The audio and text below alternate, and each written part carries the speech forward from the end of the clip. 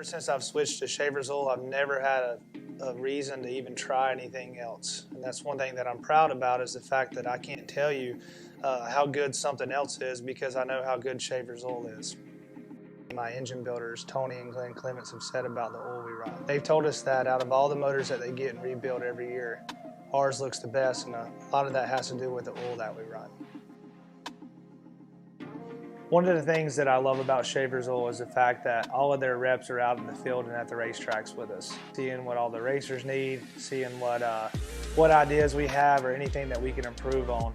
And you just can't beat the customer service of having a rep for, you know, one of the main components of our race team, whether it's at our engine oil, transmission fluid, rear end oil. Having somebody there that represents that brand and also gives us some support and also the knowledge that we need to be making the right calls and just helping us out with our entire racing program. It means a lot to our race team to have that. My name's Chris Ferguson, and I drive the number 22 dirt late model. I've been using Schaeffer's oil racing products since 2009. I absolutely have no doubt that we're using the best products that is possible for dirt late model racing.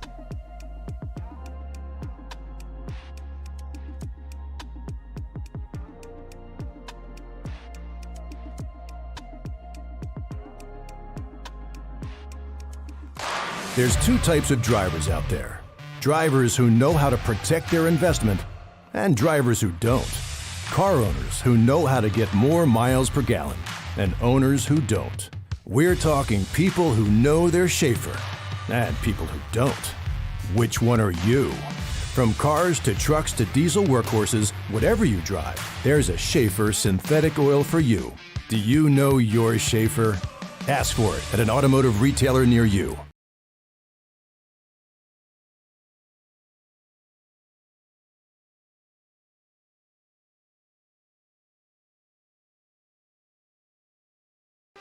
All right. Hello and welcome to round number 5 of the Schaeffer's Turbo Series from Indianapolis Motor Speedway. For Raceverse, I'm Matt Houston, joined by our winner from last week in the Turbo Series, Dakota DeMade. How's it going there, Dakota? I'm doing good, Matt. How are you doing tonight? Doing pretty well. Pretty exciting night we have in store for everybody out here. We've got, we're doing qualifying for the Turbo Cup right now. We're about to run 55 laps here in the Turbo Series, basically our Freedom 100, although I have some information right here on the screen that this is actually a 137.5 mile race. Now, later tonight, about 9:30 Eastern, we're going to be qualifying for that Indianapolis 300 here in the Schaeffer's Cup, and that'll be 120 laps here at Indianapolis. We have a long night ahead of ourselves, Matt. Yes, we do. So you're going to be running the Cup race. We've got Gary out there qualifying right now. He'll be joining us in the booth later tonight for the Cup race, but he's trying his hand in the Turbo Series tonight. And we wish him luck out there. Looks like we have Shane Coogan has the pole at the moment at a 39.64 or 643. I actually have, if I can pull this up, I have best lap mile per hour.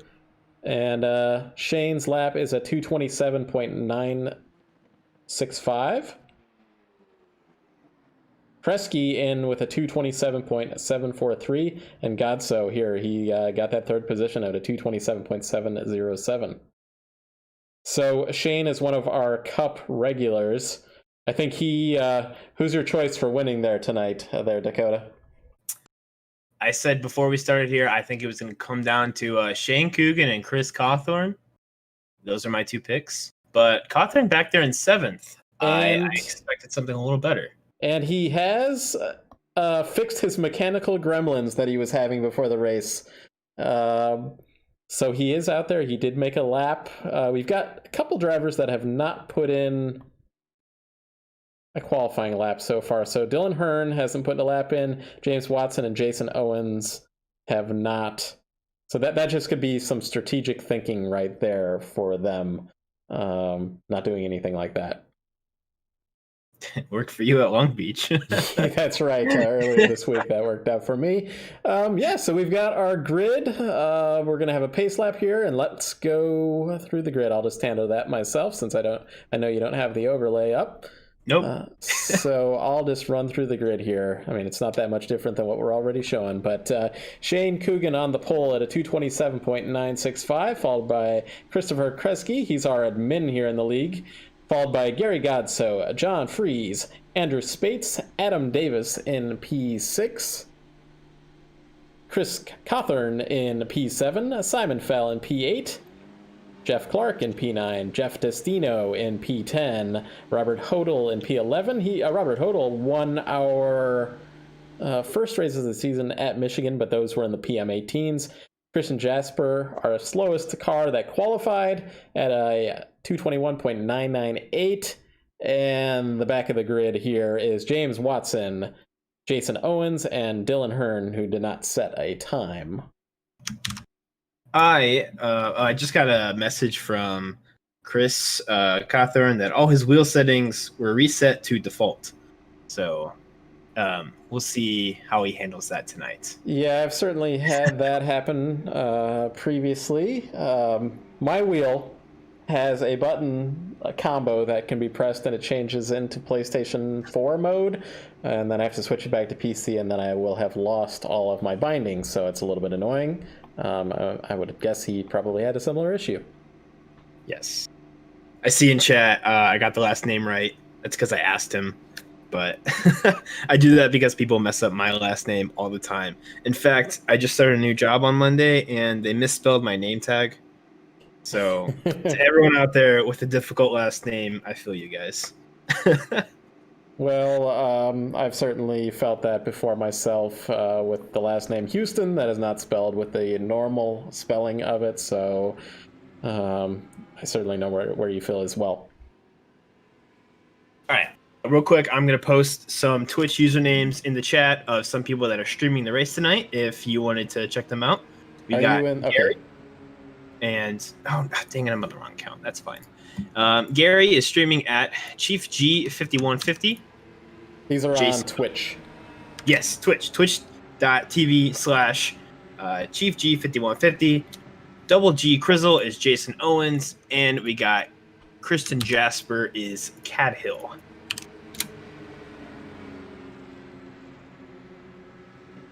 Yeah, I had... make sure you guys that are streaming out there, make sure to like the Raceverse Twitter, and I always like and retweet out your Twitch streams before the race, so that's much appreciated. I know that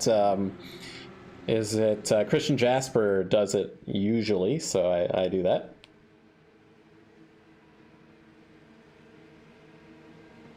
And I'm pretty sure Jason Owens there has a pretty fancy setup. I saw that yesterday for his stream as well. He's not in VR actually. He's opted to not do VR for this race. Okay, interesting. All right, well, we're coming out of turn 4. We're about to go green. Shane Coogan is going to lead us, followed by Chris Kresge. I know Kresge is going to really want to get this win and put his mark here in the Turbo Series. And the top Turbo driver that's finishes in this race will have the option to start the Cup race here later tonight. Green. And we have our green flag. 55 laps here at the Indianapolis Motor Speedway. See Gary Godso going inside of Chris Kresge. That doesn't look like it's going to work. And Kresge gets in line behind the second place car of Shane Coogan. We get that familiar snake here at the Indianapolis Motor Speedway. Kresge goes high side into turn 3 for the lead. Side by side through 3 between Shane Coogan and Kresge. And through turn 4 as well. They're leaving plenty of room to one another. Onto the front straightaway. Shane Coogan might lead this first lap. Kresge right at the line there picks up the lead. Opting for that high line through turn 1. Not the traditional line that we see in the real life, but seems to work here in iRacing. And Kresge takes the lead, and we have caution on the track. And I'm not sure who that's for. Jeff Destino. Okay. Is that just a loop, or was that? I'm getting a replay of it at the moment. So Destino. Oh, and Christian Jasper. But I think Jasper can recover. Okay, yeah, so Destino gets a little high coming out turn 1, some aero wash, gets it into the wall, but let's have a look. We'll go on board with Jasper here. A little bit far back, but we'll go on board with him. Down the front straightaway.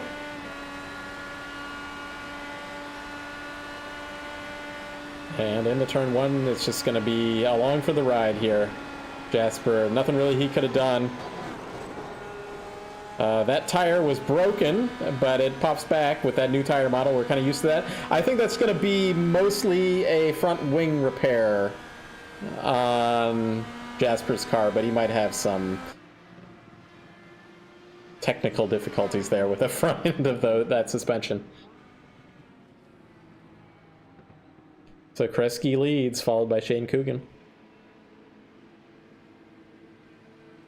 Now, I do believe that we have a 1 hour time limit in this race. I don't expect us to hit that, but if we have a bunch of cautions, we might.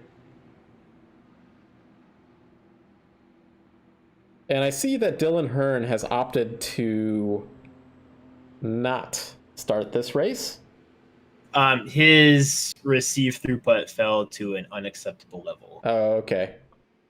Well, too bad for him. Some electrical gremlins causing his computer to have some issues there.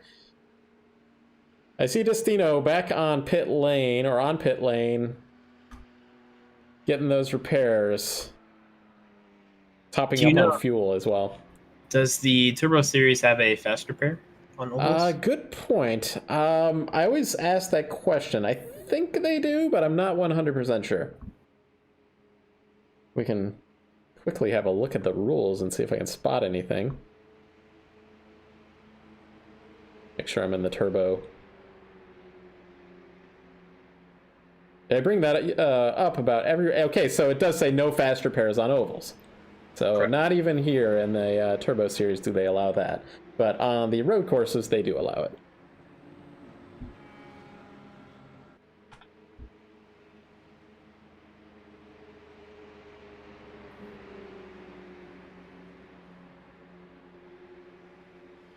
I was getting a message in chat, but it was on a related issue.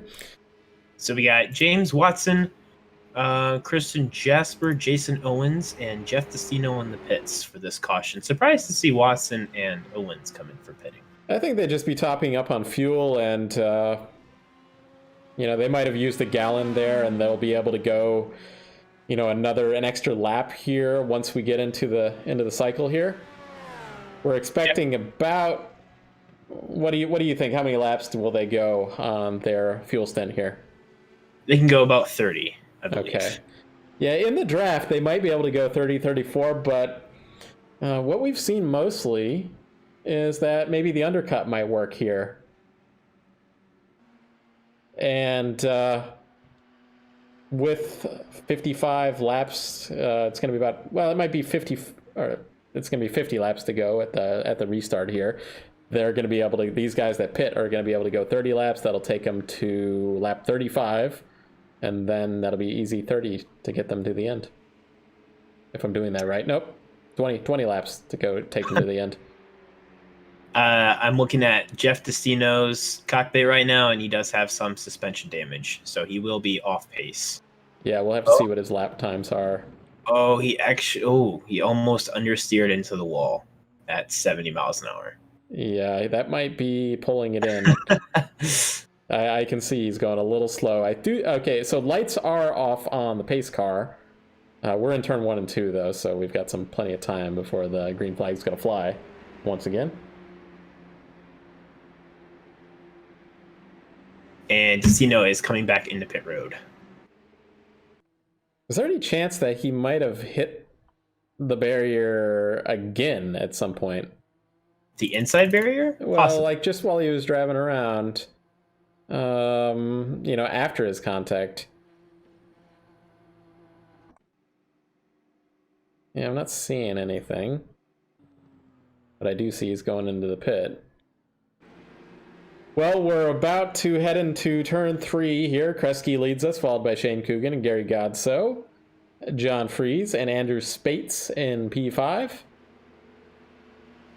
And Kresge's going to bring us to the green flag here. We'll be down to 14 cars. About one of them quite damaged from what we can tell, so we'll be down to 13 cars that are competitive here. Gonna have quite a few more cars than that here later in the Cup race.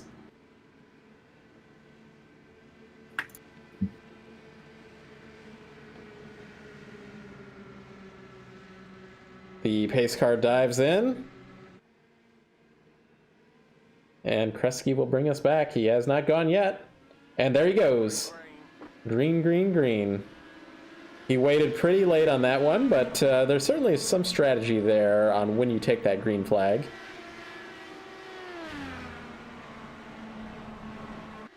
Oh, we got someone in the grass. Oh boy. And caution is out. No contact. That was Adam Davis. Let's see if we can get a replay of that one. See what happened to him. I see what happened to Adam Davis there. Oh, he was already around by the time I got to that replay there, so... Okay, there was a bit of a checkup at the start here.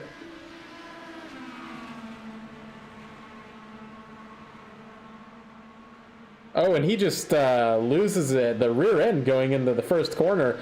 Cold tires and possibly needed to reset the weight jacker and the ARBs. Maybe running something a little bit too aggressive for that restart. Yeah, it's bizarre. I've never seen anyone lose it like that. Unless if your weight jacker is cracked all the way up. I suspect... I'm going to guess his weight jacker was... And that's a tool that the drivers can use in the car. But... You don't want too much weight jacker when you have cold tires. As he went through the grass once again on the back straightaway. Almost lost it. He seemed to be warning. Oh, and he's now made contact to the turn 3 barrier here. I think he's going to wish that we were not looking at him on the camera here. But are you seeing this on your end? I'm looking a little bit delayed as I was looking at the replay. What is... He gets into the grass twice. Yeah, he got into the grass twice, and then he did make some contact with the inside barrier on the track. And he will hit the pit lane. So this is why we have the Turbo Series here, folks. This is for drivers that are kind of learning the ropes with these Indy cars and the PM18 cars we run some other weeks. And unfortunately, so far, I guess let's hit a commercial for you guys out there. There's two types of drivers out there. Drivers who know how to protect their investment and drivers who don't. Car owners who know how to get more miles per gallon and owners who don't. We're talking people who know their Schaeffer and people who don't. Which one are you? From cars to trucks to diesel workhorses, whatever you drive, there's a Schaeffer synthetic oil for you. Do you know your Schaeffer? Ask for it at an automotive retailer near you. Ever since I've switched to Schaeffer's oil, I've never had a reason to even try anything else. And that's one thing that I'm proud about, is the fact that I can't tell you how good something else is because I know how good Schaeffer's oil is. My engine builders, Tony and Glenn Clements, have said about the oil we run. They've told us that out of all the motors that they get and rebuild every year, ours looks the best, and a lot of that has to do with the oil that we run. One of the things that I love about Schaeffer's oil is the fact that all of their reps are out in the field and at the racetracks with us, seeing what all the racers need, seeing what ideas we have or anything that we can improve on. And you just can't beat the customer service of having a rep for, you know, one of the main components of our race team, whether it's at our engine oil, transmission fluid, rear end oil, having somebody there that represents that brand and also gives us support and also the knowledge that we need to be making the right calls and just helping us out with our entire racing program. It means a lot to our race team to have that. My name's Chris Ferguson, and I drive the number 22 Dirt Late model. I've been using Schaeffer's oil racing products since 2009. I absolutely have no doubt that we're using the best products that is possible for Dirt Late model racing.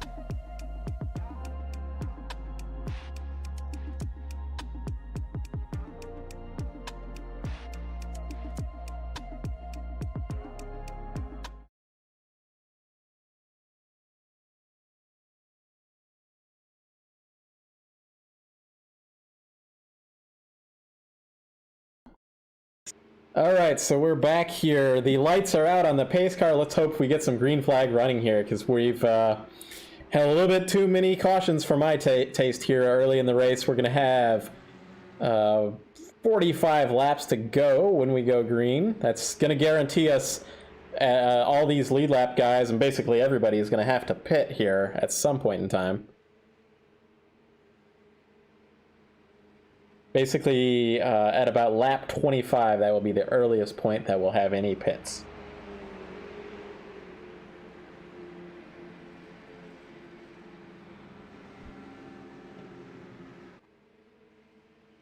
Yeah, we have to watch these cars that are warming their tires, though, and make sure they get it up to temperature. We haven't even gotten to the part quite where you're going to understeer. I guess Destino did have a little bit of that, but the caution came right after that, but there's a pretty heavy amount of understeer going in turn 3 and 4 on that first lap with these cold tires. Oh, where did Gary go? I think we might have just had a Gary disconnect because he dropped down the board. I'm actually watching his Twitch stream and it just stopped. Well, we are back to green. Kresge takes the green flag, and he starts that snake weave already here.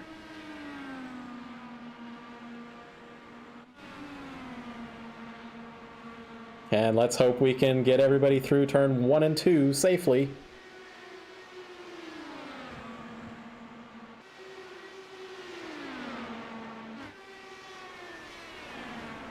So far, so good. It looks like everybody has made it through.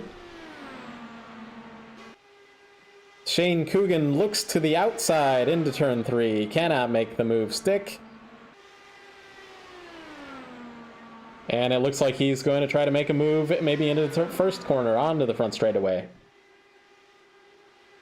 Kresge goes inside to block for a move. Shane Coogan looks outside. Side by side through turn 1. That outside line might have a little bit more momentum, though, for Shane Coogan. Some of these Cup drivers, as you already knew this there, Dakota, but that outside line can be deadly here at Indianapolis, here at least in iRacing, with that new tire model. Yes, it can. I've been killed twice. Yeah, you really have to trust that if you're making that outside move, you really have to trust that driver, that's underneath you, that they're gonna, let you kind of have that position and fight you fairly for it, and not understeer up the track into you. It looks like we've spread out mostly here.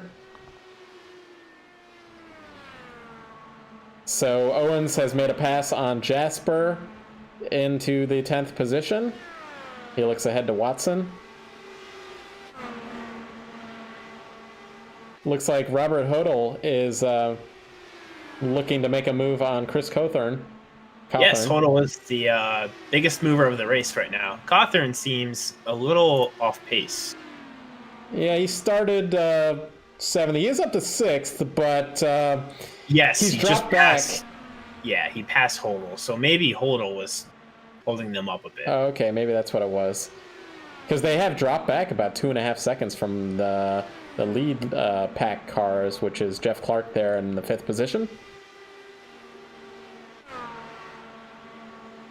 Andrew Spates running in 4th, so I believe that Andrew Spates is our championship leader here in the Schaeffer's Turbo Cup. We'll pull that up.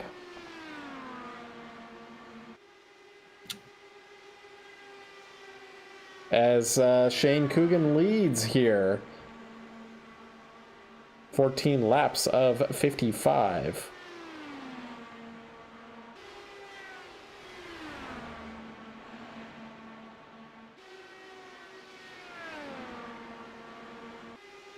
looks like we kind of spread out and are a little bit strung out, but that might be what we expected to see here, Dakota. With this particular new tire model and this fixed setup. New aero, I think. I don't know if it's a new aero or new tires. Yeah, it could be the setup, though, too, at the same time.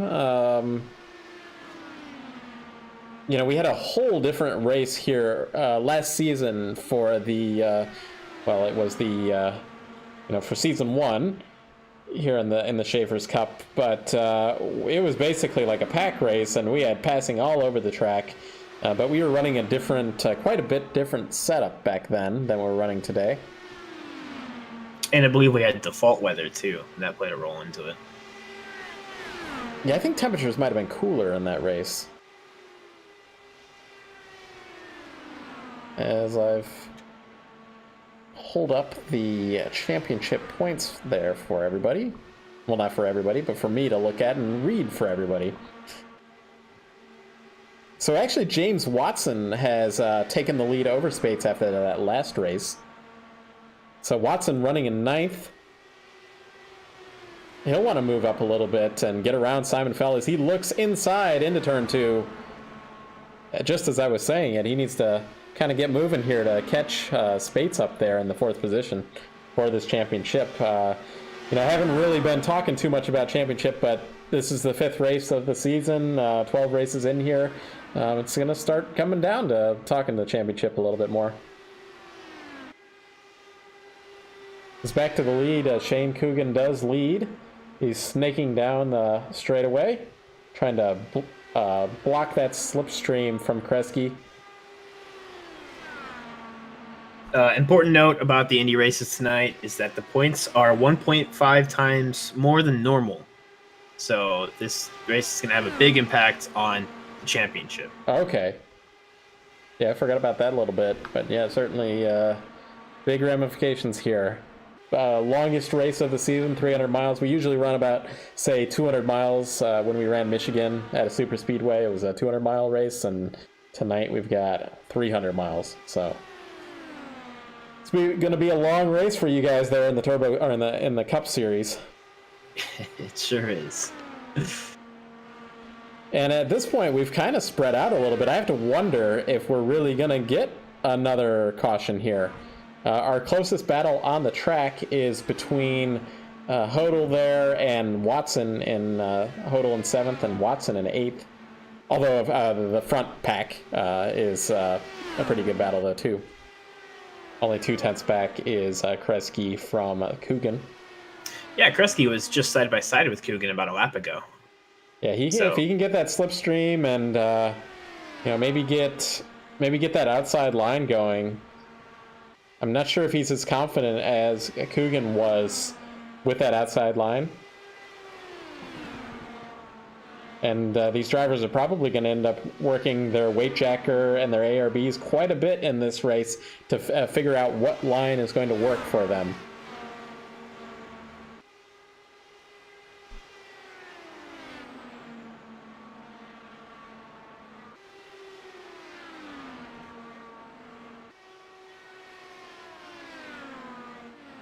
Well, let's go on board with somebody. I'm going to figure out somebody to go on board. I think it's going to be Watson because he's only a couple tenths back from Hodel, and they're on the front straightaway. Looks like he might make a move here. He looks inside on Robert Hodel, does James Watson. Hodel comes back on the outside, though. That's what we were talking about earlier. That outside lane can be really strong here. The virtual Indianapolis Motor Speedway. Not a one-lane track as we know in real life. Side by side through turn 3.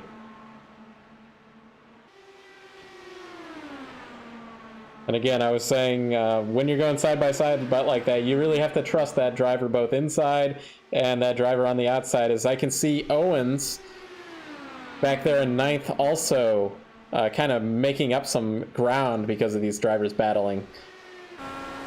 We'll go on board with Owens here. Well, here at the Race First Broadcasting, we'll be broadcasting Jason Owens Tuesday Night Thunder League here coming up this Tuesday at 9 o'clock. We'll be running a PM18 All Ovals series as Watson looks inside. Whoa, that was did not quite stick for him. He put a nose inside of Robert Hodel there, but did not work out. He's going for it again. Never mind, I wasn't live. You're probably watching the one that I was talking about there. Yes. Yeah, it looks like back there at the front, Shane Coogan continues to lead, and he might have,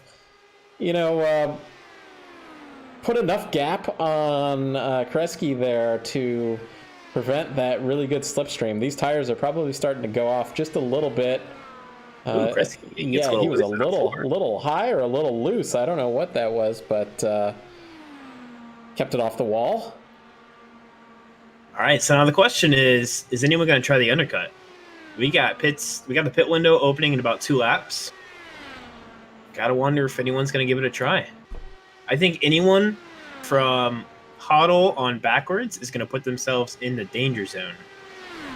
Yeah, if I was any of these guys in the top 5, I would think about getting into the pit lane and getting a new set of tires, getting your car full of fuel, and running to the end of the race.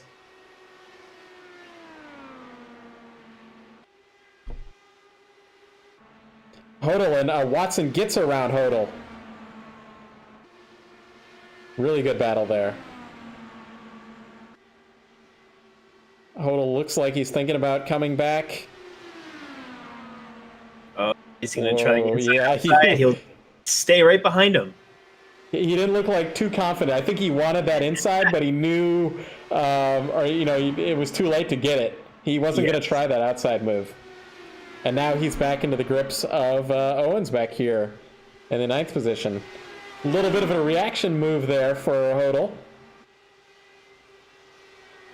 as he picked his line on the back straightaway.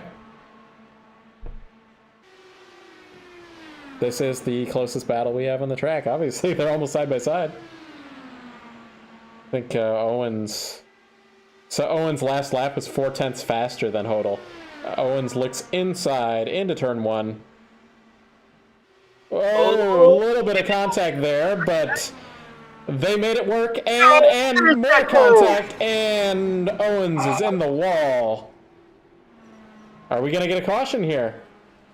I would certainly think so. No caution yet. Jason Owens sporting a special Riley's Children's Health paint scheme. And I don't think he's going to be able to get that back to the pit lane. He's not. He's going to stop on the back straight. Well, let's see if we can get a replay of that. Owens looks inside. He pushes up the track ever so slightly. There was contact between them, but then, honestly, so it looked like Hodel did come down on him in the short chute, but it also looked a little bit of netcode in there as well. Second contact on my screen looked like netcode. Yeah. That's why you gotta give a little bit extra room here when you're doing the internet racing. You might give feet and not inches. So no caution. Such a heartbreaker for the Indianapolis native. Yes, and looks like Hodel has hit the pit lane as well. I think he had a little bit of damage from that whole thing as well. Nobody else has opted for this strategy that we're talking about. Pit window opened at lap 25. We're on 27 now. This could be Kresge's chance to kind of undercut Coogan if he wanted to.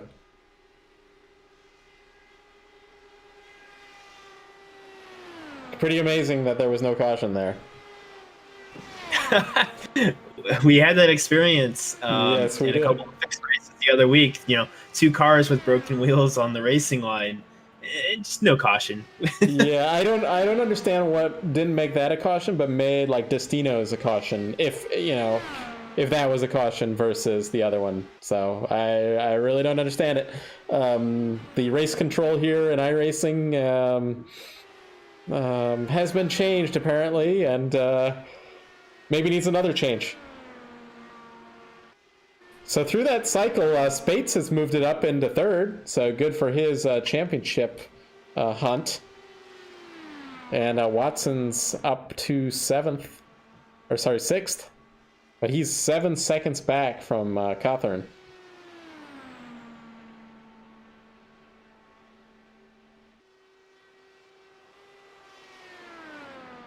Keep an eye out if anybody hits that pit lane. Since we had those cautions, they can certainly probably go to lap 35.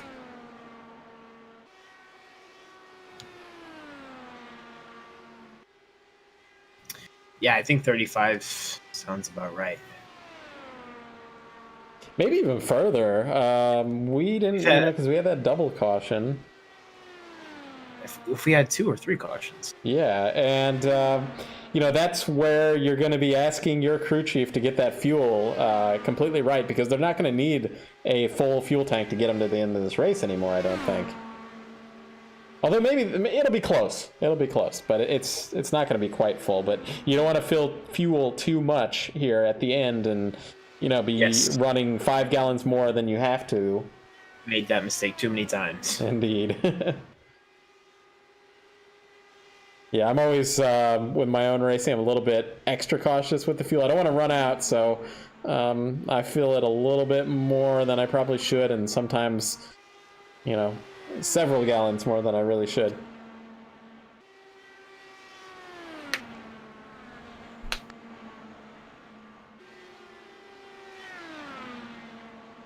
So closest battle on the track, there's 3 battles that are within a second of one another, but looks like Cawthorn here. I'll get used to his correct name pronunciation at some point.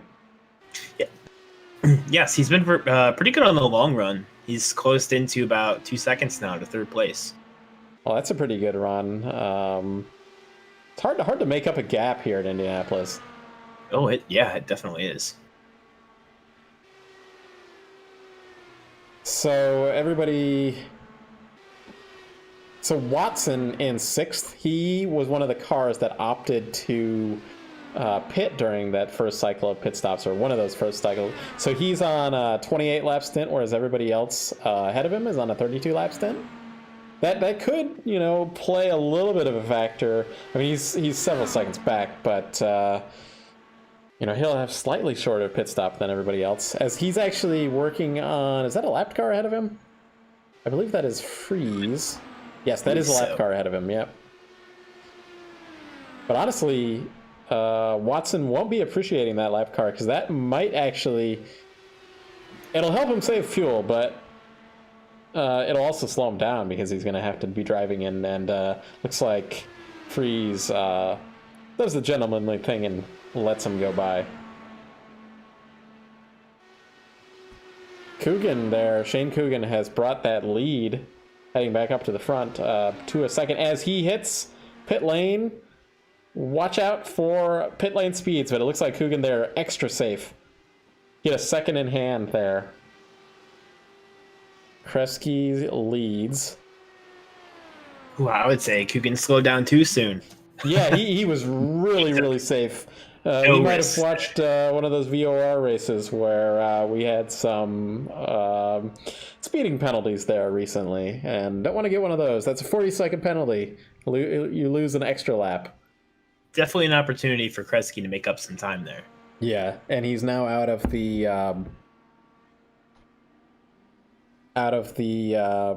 turbulent air of. Okay, Kresge's in the pit lane too. He looked pretty safe with his pit entry as well. A little bit better than Coogan. He did end up going down to about 53 miles an hour. Okay. But timing-wise, a little bit better than Coogan. So Coogan's pit stop was a 9.7 second pit stop. So that's actually kind of long for an iRacing pit stop. So we'll have to see if Kresge's crew can get him out there any quicker. It looks like Andrew Spates also on the pit lane. Kresge is done with his pit. That was an 8.6, so about a second faster. Is this going to work out for him? I think so. Coogan's coming around the corner through the short chute. He can see Kreski. They're going to meet on the back straightaway. This is going to be good. This is our battle for the lead here, folks. Kreski might have done it. No, not quite. Side by side with Coogan has the warmed up tires, 1 lap warmer. He has made it work though, at least for the moment. He's going to have to defend against this. Coogan goes to the outside. And we hope that Kreski's tires stick there. They did. This is exactly what you want to see here. Well, Kreski's tires, that's no longer an issue. They're both up to temperature now. And there's a snake on the back straightaway between Shane Coogan is done, and there's literally less than 1/10 of a second between them. Kreski's going to know after that first round that he needs to make his move early because he, as Coogan, he's really snaking on this straightaway. Kreski looks to the outside. This might be the first time he's actually done the outside move here. Does not make it work. He looks inside into turn 2.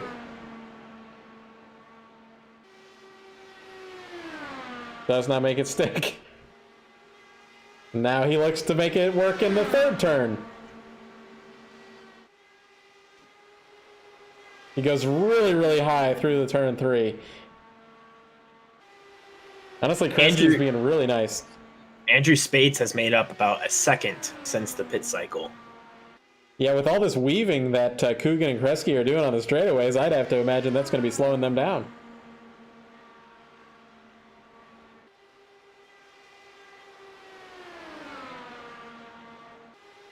Not seeing quite... Cawthorn has also moved into 4th place. Yeah, Watson's back there in 6th still. I'm still watching that.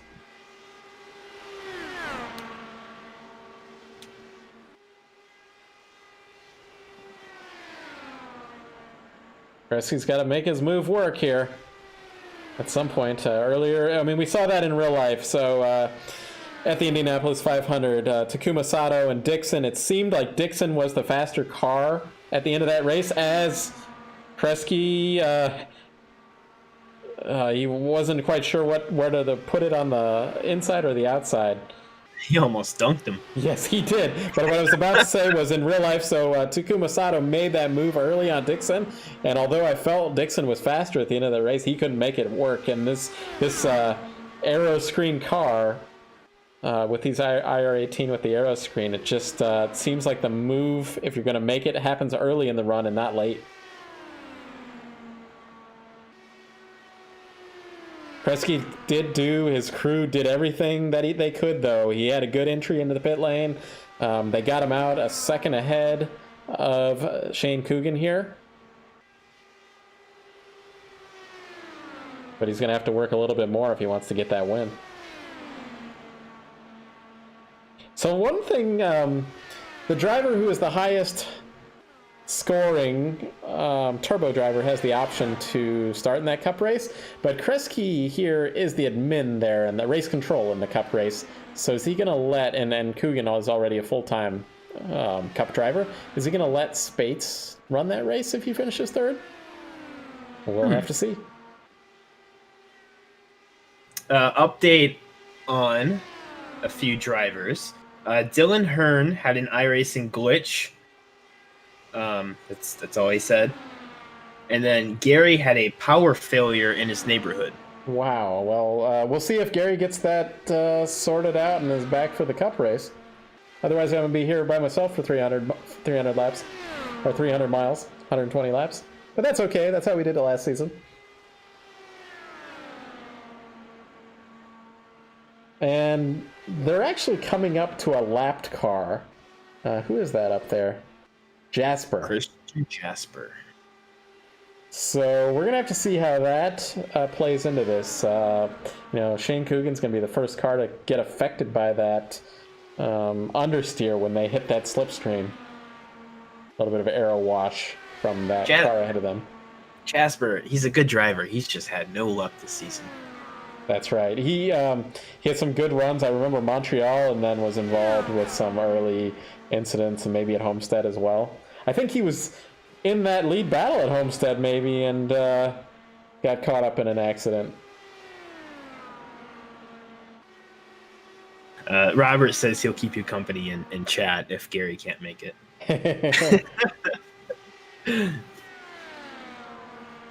Well, we'll see. Okay, they caught up to Jasper pretty quick here, so we're going to have to see. Last lap. Jasper on radio says he'll let them buy the back straight. That last lap was 0.2 quicker by Coogan. Jasper really slowed it up there to let the leaders by. These two have actually pulled away another second on Andrew Spates. With that, getting around him, I wonder, though, if he's going to catch up a little bit. Well, we'll see. There, you know, with getting around that lap traffic. So this is the closest battle on the track here. Cawthorn is about 2.5 seconds back from Spates, and Spates is 2.5 seconds back from Kresge. Clark is about 6.5 seconds back from Cawthorn, and Watson is another 7 seconds back from Clark. We haven't talked about Simon Fell much today. He's 17 seconds back from Watson, and Jasper is that first car on the one lap down. So it looks like Kresge has caught back up a little bit to Coogan. There was a little bit more of a gap there, and it's come down just slightly. I'm not sure if he's really going to have the tires to make something like this work at this point. He might need to try work with his tools and try some different lines to kind of get through here. And we appreciate you out there, Robert. I'll be watching the chat if I'm here by myself and looking for pointers. And anybody else out there in the chat here tonight, make sure to like, subscribe, and hit that bell is what they say, I suppose. So Simon is about 4 seconds ahead of Coogan and appears to be dropping back a bit. We'll see if that plays a role in the finish. Yeah. Obviously, Jasper did a really pretty nice move, you know, to let the leaders by, but there's no guarantee that Simon's going to do the same thing. Yeah, Jasper is actually Kresge's teammate in another series, so he probably didn't want to upset the boss too much.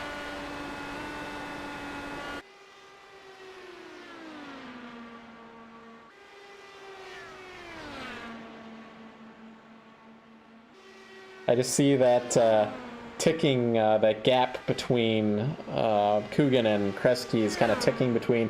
I see it go to 4/10, I see it 5/10 to 6/10, so it's just kind of fluctuating between that. As soon as I think Kresge gets real close, you know, to that 4/10, I think he loses that front end of the car and just can't get the steering to get that to work. His cars are really difficult to drive.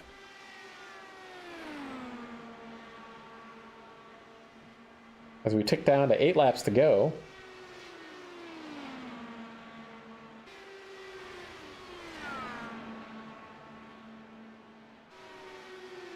John Freeze lets them by. John Freeze currently, well, that'll be 4 laps down at this point.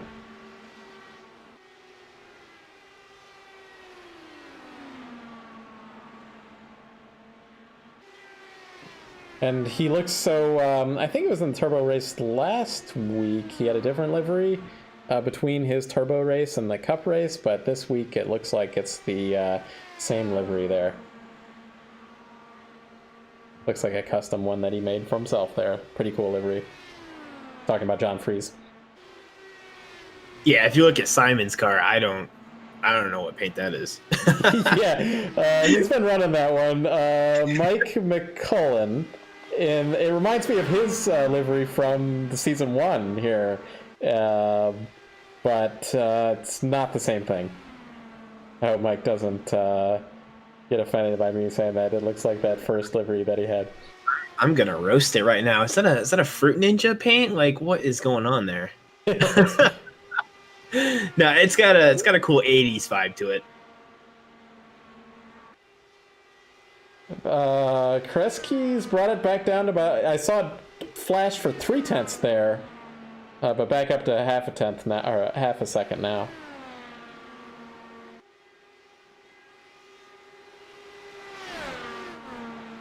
As we have only 9 cars running in this 15-car field.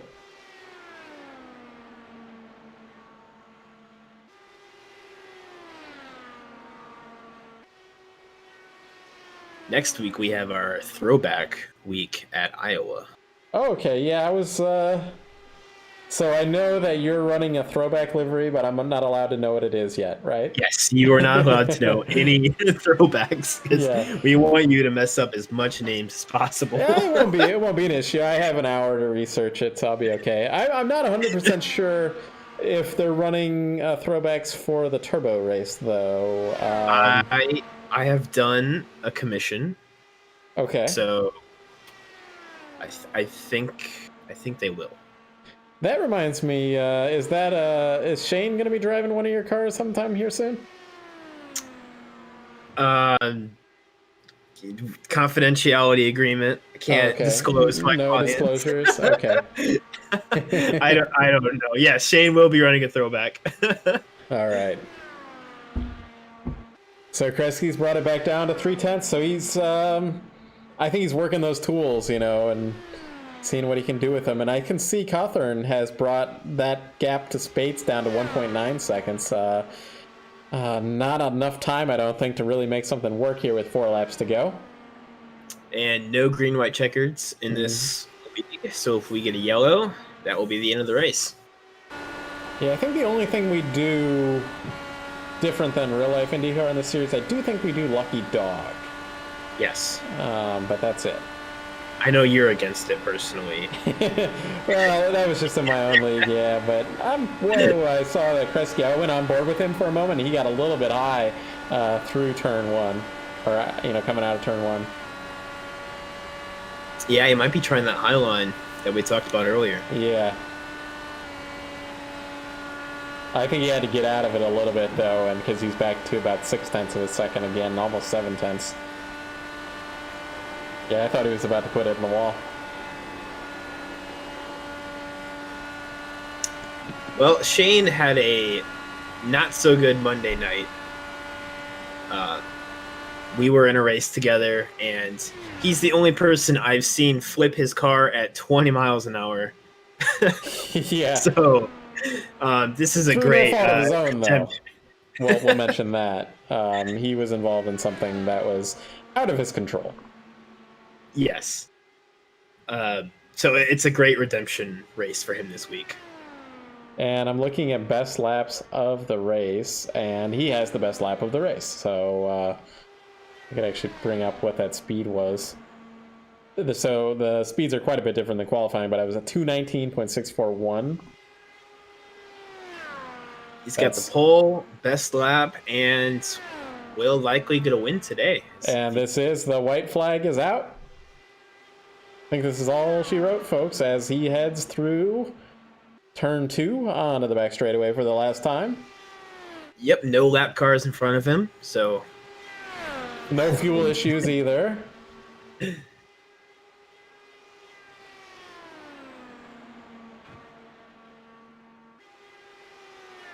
Not much Kresge could do once Coogan got by there, and Coogan's going to take victory here in the Turbo Series.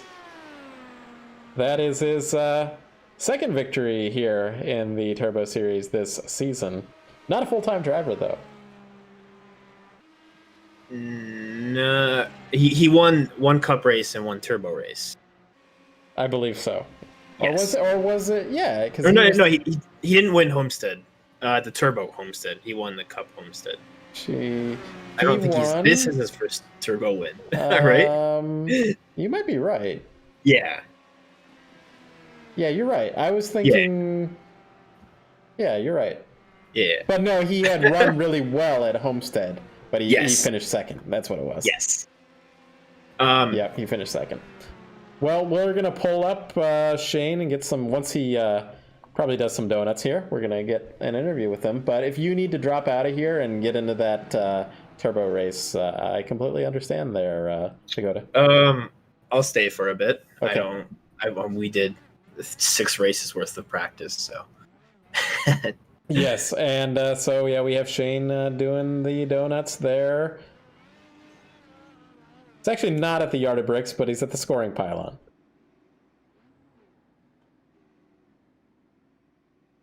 So, Kresge will not be in the Cup race, and he has given the offer to Spates to run in the Cup race. There you go. So, as I mentioned, I thought that might happen.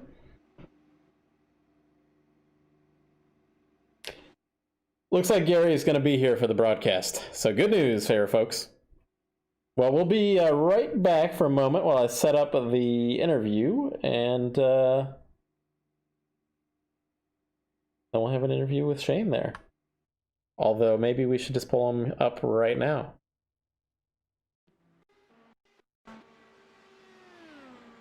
As I set up one little thing quick.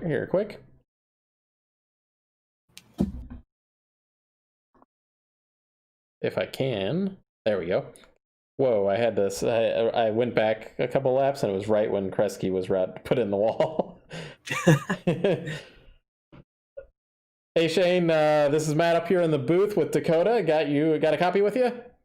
Copy. Congratulations on your victory here tonight. You made it look pretty easy, although tell me about your pit stop. You looked like you took it extra safe. Extra too safe.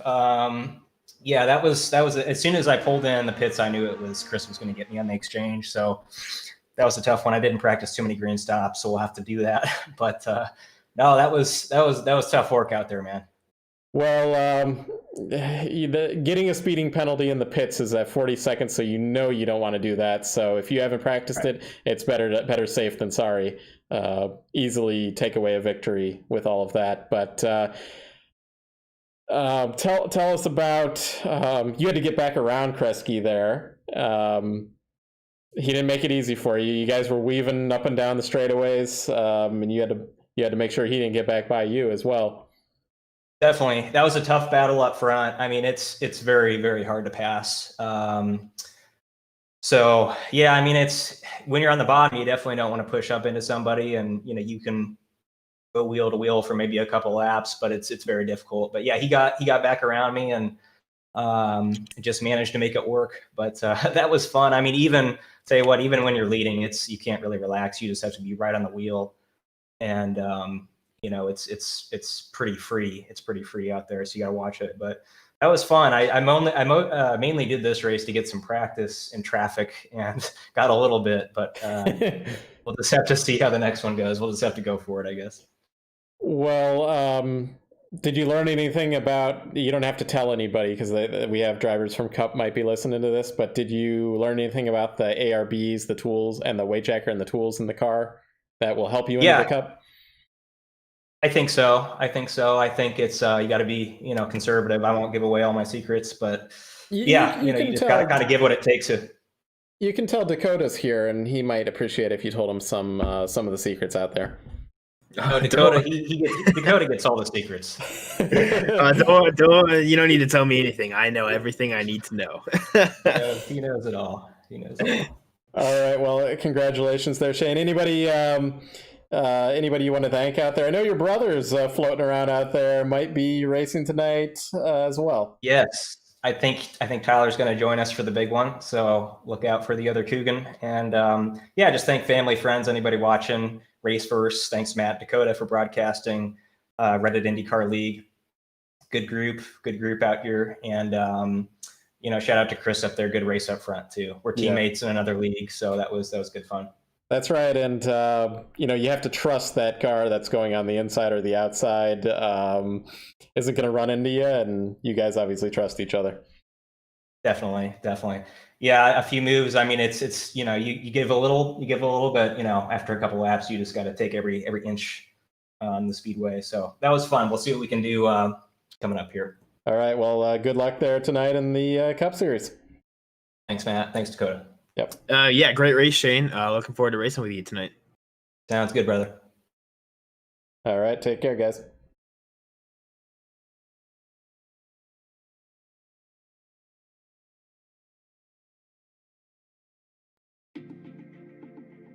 Ever since I've switched to Schaeffer's oil, I've never had a reason to even try anything else. And that's one thing that I'm proud about, is the fact that I can't tell you how good something else is, because I know how good Schaeffer's oil is.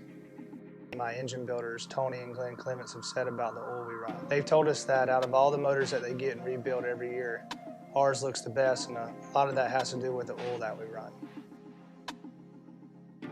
One of the things that I love about Schaeffer's oil is the fact that all of their reps are out in the field and at the racetracks with us, seeing what all the racers need, seeing what ideas we have or anything that we can improve on.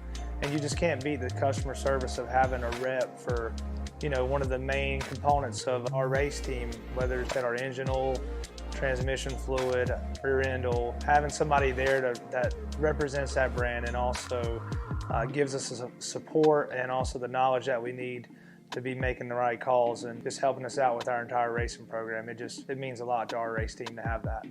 My name's Chris Ferguson, and I drive the number 22 dirt late model. I've been using Schaeffer's oil racing products since 2009. I absolutely have no doubt that we're using the best products that is possible for dirt late model racing.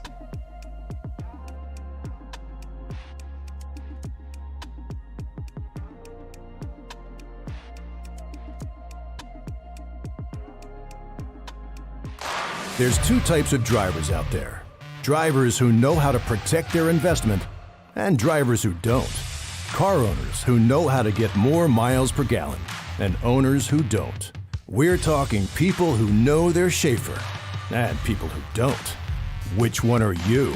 From cars to trucks to diesel workhorses, whatever you drive, there's a Schaeffer synthetic oil for you. Do you know your Schaeffer? Ask for it at an automotive retailer near you.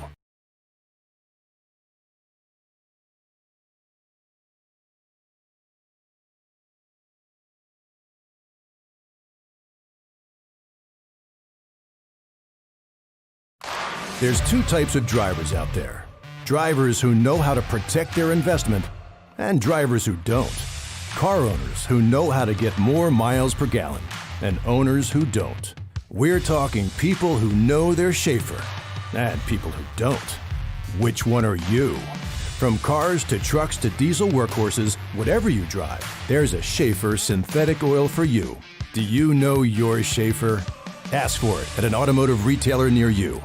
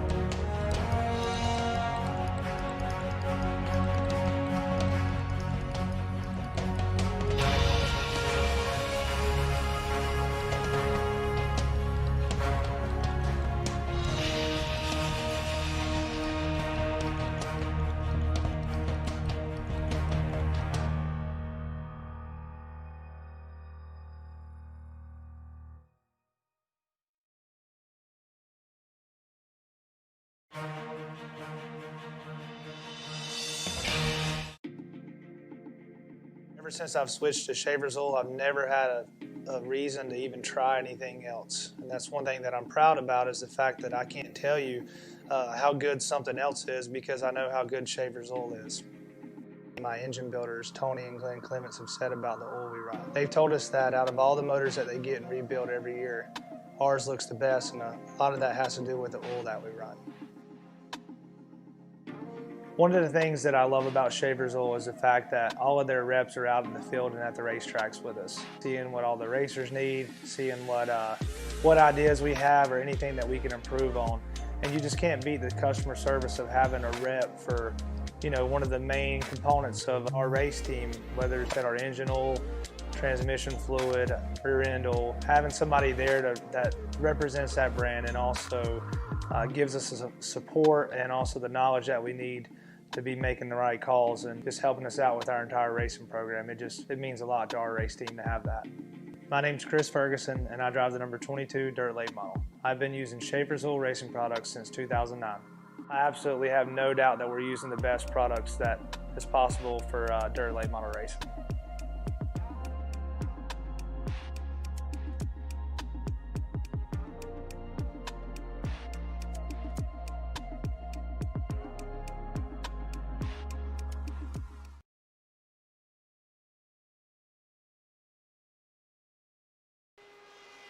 Hello and welcome to round number 5 of the Schaeffer's Cup from Indianapolis Motor Speedway. For Race First, I'm Matt Houston, joined by Gary Godso here in the booth. At least I think I'm here. So far, so good. Well, we hope to have you for the entire race, unlike that turbo race you just had there, Gary.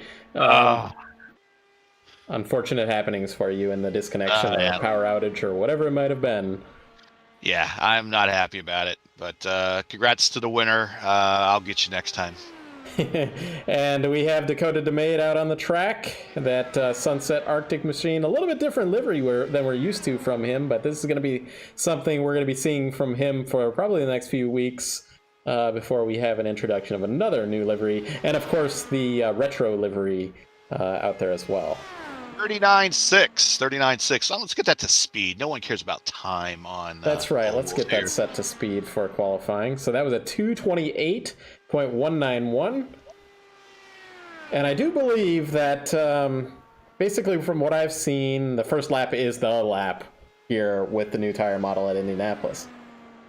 Most of the big ovals. Got a little loose there coming out of 3. Little loose, and I think he's rolling out of it. I think he's done after that. So he going to be one and done on that run. Got a little loose coming out of turn 3, so he's going to pull it back into the pits and wisely take what he got there. So currently he's P2. Bensi just qualified at 2:28 at 3:26. I think that might be lap 1 for him. Yeah, that was just went over the line right when I was switching over to him. So let's see. Sanders was quick out here, and this. He's Club Canada, but he's running in an American flag livery. Loses it coming out of turn 3. Loses it out of turn 3 into the north short chute, into the wall. His run is done. Who was that? Bensi. Oh, okay. Well, that was the second lap, but he had that pretty hot lap there on the first one. So interesting thing, because we saw Dakota roll out of it too. So they might have just gone too aggressive on that weight jacker on that second lap. I don't know. I didn't really find myself getting loose on my first lap. My first lap was more of a. Actually, I was set up to push, and I pushed a little too much than I wanted on my first lap. So I never really got loose during my lap. So they must have been super aggressive on the weight jacker. And I'm finding with the new tire model, the old model used to be reward you for being aggressive on the weight jacker. This new model doesn't, and there is not much of a gray area. It's a very fine line. Either you're too much or you're not enough. And you'd rather be, in this case, not enough, because otherwise you'll spin out like Caleb did there between turns 3 and 4. Yeah, I've certainly kind of noticed that myself. Haven't quite figured it out yet, but these drivers tonight, they're going to be doing 120 laps, 300 miles. They're going to figure it out pretty quick, I think, what it takes around here with these. And obviously, some of them might have watched that turbo race as well to kind of get some clues. Make your moves early in the run is kind of what I saw there. We got to really capitalize on the restarts, which I really didn't get a chance to do. But other than that, unless you mastered the roll bars and the weight jacker, possibly by participating in a lot of the fixed races here that were here a couple weeks ago, part of iRacing, you're going to be in a bit of a parade for a while. The pack races of old, like you saw possibly last year, what I heard about last year with last year's Reddit race or last season's Reddit race, or the TI races from the last couple of years, you're not going to see that anymore. You might see it like if there's a green-white checker situation and a natural green-white checker situation, not an artificial one. Yeah. But you might see it because the tires are going to have that much of a stick and everything to last a lap or two in a pack race. But in an extended run, certainly after 3 or 4 laps, you'll start seeing the field lengthen out very much like you saw in the turbo race. If I got a chance to experience much more than a couple hundred feet of a green flag run. Yeah, so we just ended qualifying. It looks like we're going to have Bensy on the pole.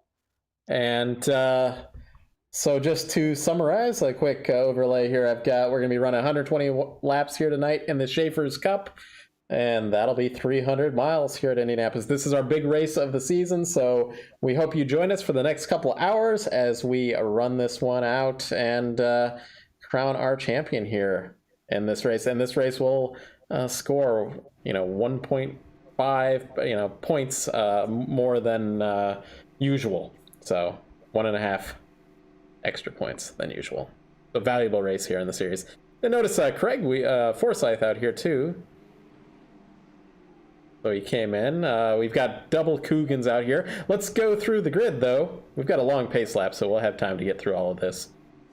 So I'm ready to go when you are. All right, Caleb Bensy out there, 228.326, followed by Dylan Blanton. Good run by Dylan there, followed by Dakota DeMade in P3. Nicholas Isidro, our winner from last season here at Indianapolis, followed by Craig Forsyth and Hayden Herman with a good starting position. 7th, is that Captain American Gavin Sanders in the red, white, and blue car, I think. 227.896, followed by the Turbo Cup winner. Would have been me if I was in that race, but Shane got off easy, starting 8th at a 227.867. Chris Albee in the favorite livery of other ones on the grid there, the IndyCar Racing 2 livery, 227.850, starting 9th. Adam Nash, 10th, 227.833. Tyler Coogan, starting 11th at 227.810. And Drew White, starting 12th, 227.754. In 13th position, we have Wes Shear, followed by Matthew Cosgrove, Neil Lusher in P15, Michael Berry in P16, John Fries in P17, and Connor Baldwin. He's running that green livery, number 13, so throwing caution to the wind, as you say, Gary. Is on his own, and he's going to hear a big "told you so" when he hits the wall. We don't wish that on anybody, though. Starting 19th, the NASCAR IndyCar, Lewis Woodall. 227.178. Then it kind of falls off. The speeds kind of fall off here. They were kind of all, you can kind of cover the first part of the field up to 19th pretty tightly. Starting at 20th is Angelo Espo at a 225.593. Jeff Clark, 21st at 224.601. 22nd, Cole Stranahan, 223.885. And we have a couple DNQs, but starting at the rear of the field, Garrison Hogan in 23rd, and Alex Vandesant coming way back from 24th. So interesting thing with Alex, he was running, and actually Forsyth was as well, I believe, the Dark Horse DW12 series since 8 o'clock tonight. So that race had to end for them to be here. So I think that Alex might have, be a latecomer here. We have a couple other drivers out here. Ricky Paz in 25th, Elliot Borg, John De Matteo, and Ryan Lewis is going to finish off our grid, though. So we're about to go green, though, as the pace car leads us down the back straightaway into the first turn. Caleb Bensy is going to bring us to the green flag here when that pace car ducks off. They are currently coming out of turns 3 and 4 into the north short chute, coming out of turn 4. The pace car will make that really quick jaunt onto pit road, and the field will be under the command of Caleb Bincey, waiting for the green from the starter. And this is when everyone in the stands, every May when I'm at Indianapolis, is on their feet. And here we go. Call a start. And it looks like we're going to have a little bit of a late run here. And we have our green flag, and Caleb Bincey goes down across the yard of bricks. Dakota DeMay looks like he's going to try to take over that second position over Dylan Blanton. You gotta kind of watch it down. Sorry, but you got to kind of watch it down low there. It's a move I tried on Christopher Kresge, and car got really, really loose. So I backed out of it and just tucked behind him in third, and that looks like what he's doing right there. You got to watch the first couple laps down low. It does get loose, especially with this setup. They're starting to stake down the backstretch here into turn 3 at the north end of the track. Back to you. And, you know, a lot of these races I've seen that second place will take over the lead into the third corner, but not here. Bincey maintains the lead down the front straightaway and will lead this first lap across the yard of bricks. They got the massive snake rolling down the front stretch. That was probably some good defensive driving by Caleb to keep Dylan at bay going down the backstretch, because really, we kind of talked about it in the pre-race off there. You need to get your passing done early, otherwise you have caution. We have a caution. We have caution. Let's see if we can see what happened there. Yeah, you got to get your passing done early. Otherwise, with the aero push and the new tire model, it starts becoming a bit of a parade.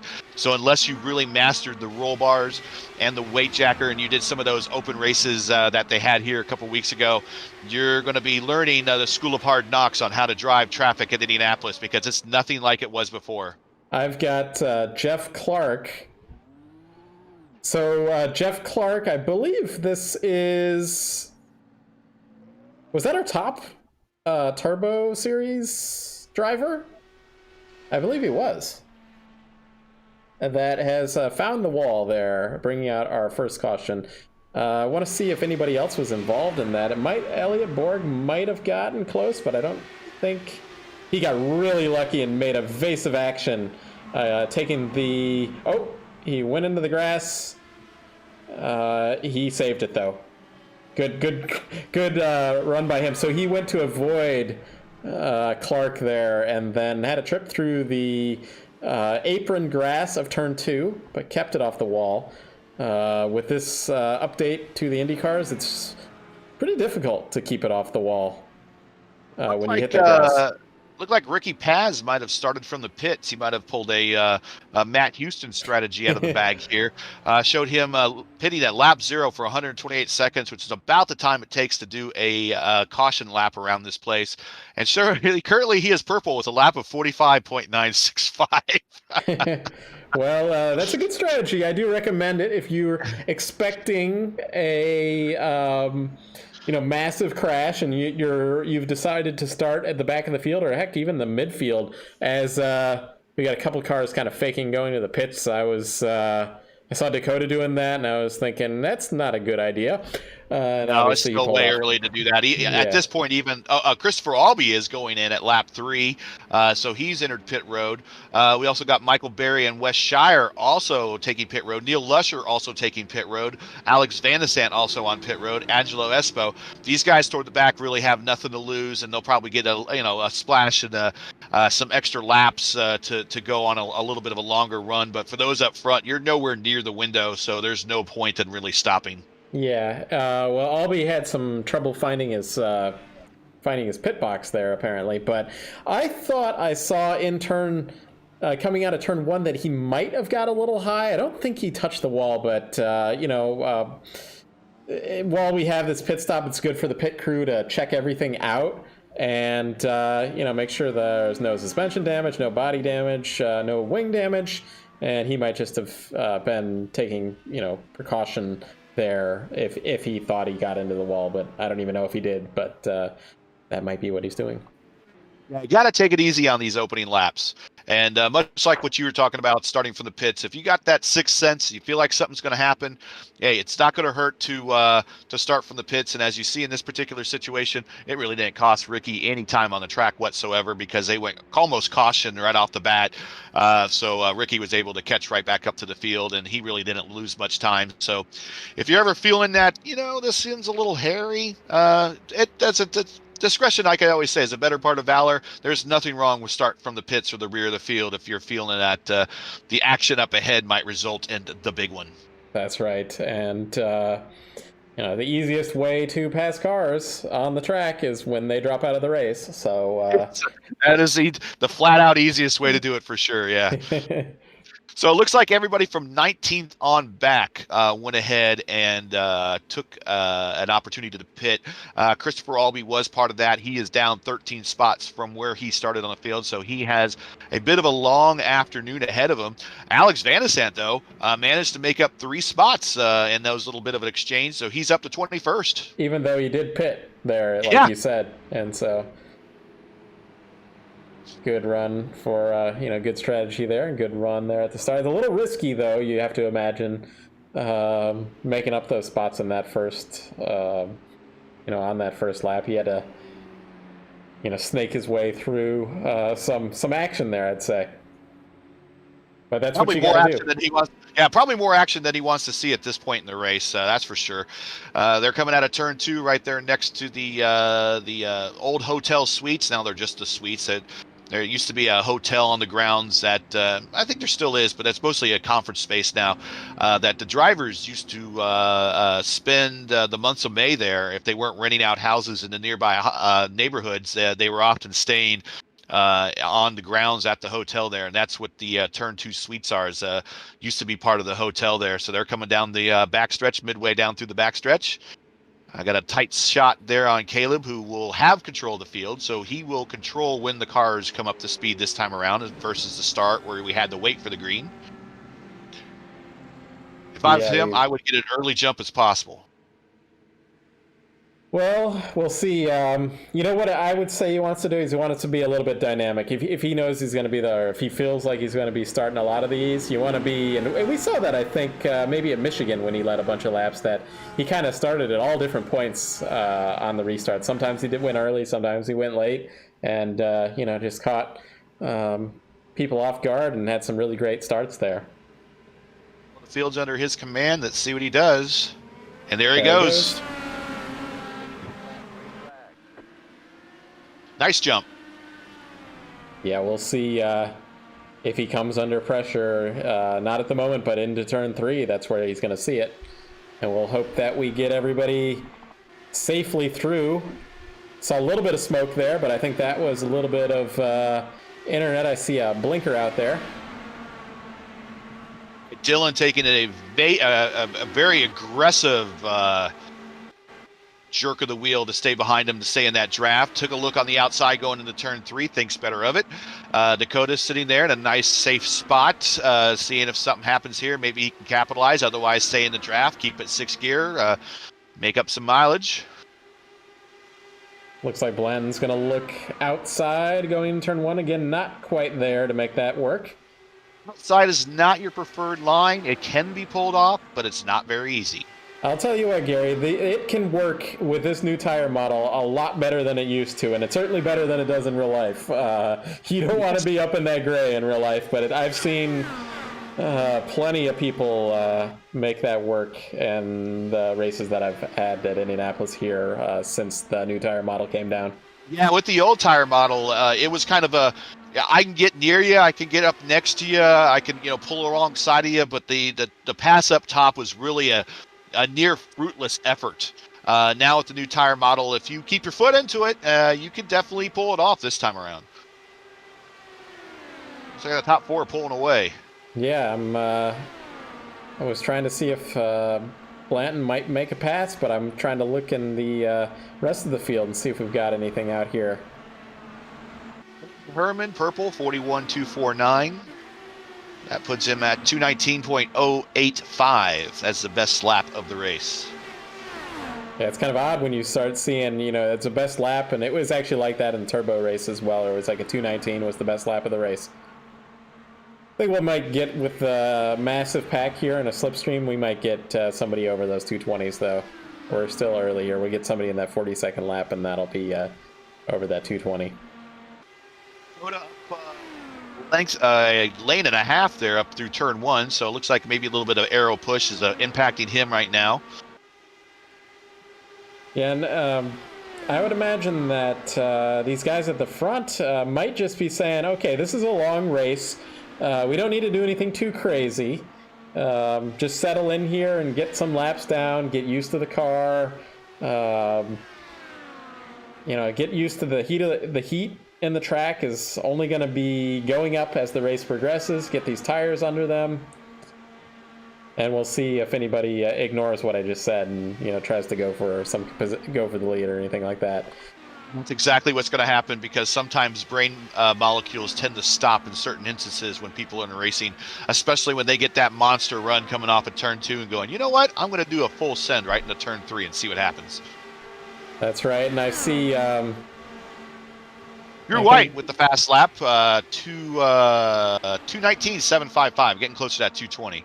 Tyler Coogan was just getting a good run on Adam Nash there. Adam Nash in the USAF car, 9th, but Tyler just checked back right underneath him, or right behind him, right behind that gearbox.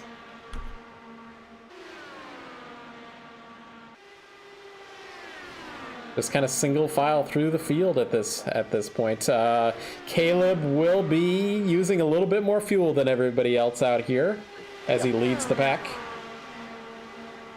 Dylan and say Dakota back there, anybody back here beyond the leader might make 33, 34 laps on a tank of fuel, whereas the leader's only going to make 29 or even 30 laps.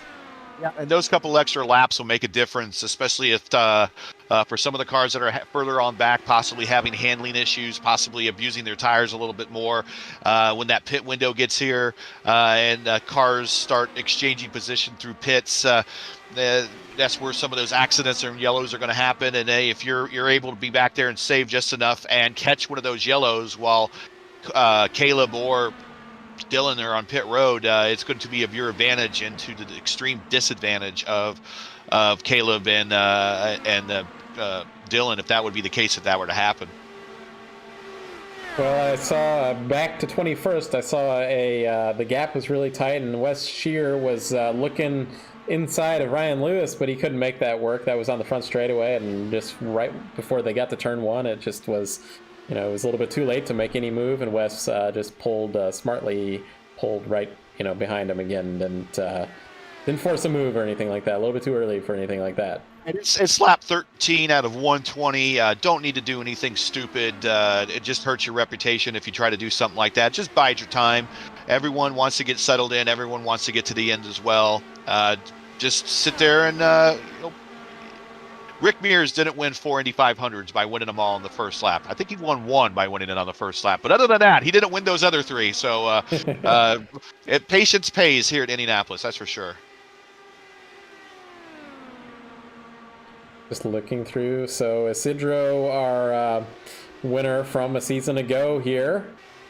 Again, quite a bit different race. That race, quite a bit of a pack race here for an Indianapolis style race. And we had a lot of attrition in that race. A lot of cars go out, and Nick here, finished at the front and got his only victory of the season. But that was the big one that counted. Everybody wants to have this one. He just turned his fast lap a couple laps ago. Currently, Adam Nash has turned his fast one. Woodall turned his fast one. Stranahan, Borg, Barry, Van de Sant, and Shire just turned their fastest laps of the race. So as the fuel wears off and they dial their cars in, these speeds are starting to come up.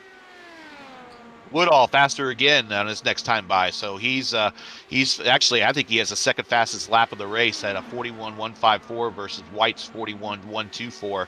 So he is moving right along. Yeah, up to 14th from 19th starting position, so not bad for him. As I see Drew White catching Connor Baldwin. somebody seems to be slightly off pace there. It might have just been an arrow push kind of moment there as Cosgrove makes up some ground on Drew White.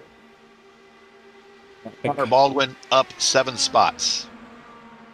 Cosgrove looked like he was thinking to go inside. Did not force the move, though.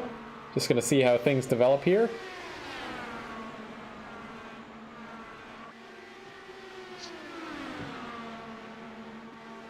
Bency and the leaders going through turn 3. Sat there for about 10 years before I finally got my seats moved to turn 4. Now he's passing those seats where I sat there for about 10 years.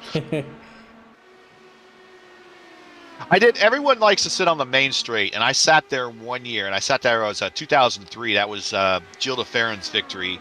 And it's not a lot of fun. I mean, you get to see the pits and all. That's great. But you only see that portion of the track. That's it. Boom. That little flash in front of you, that's all you saw. If you want to make a trip to Indianapolis and you want the best Indianapolis experience, get a seat in one of the corners. That's the way to go. That's right. I don't think I've ever actually seen a race from the front straightaway, but I always knew I wanted to sit in the turns, and we had some family tickets in turn 4, and then I have my own tickets nowadays. They're in the turn 3, actually, so I can see the cars coming at me on the back straightaway, and that's, I don't even need to upgrade them. You can always request an upgrade. You're not going to probably get it, but I don't even want to do that because they put me in the perfect seats, in my opinion, in turn 3. High up in turn 3. Yeah, that's the way. The higher, the better. Sometimes it might take you a while when you get tickets into your grandstand finally to work your way up. But once you get up into the nosebleeds, that's exactly where you want to be at this particular track in the grandstand. You get quite the view.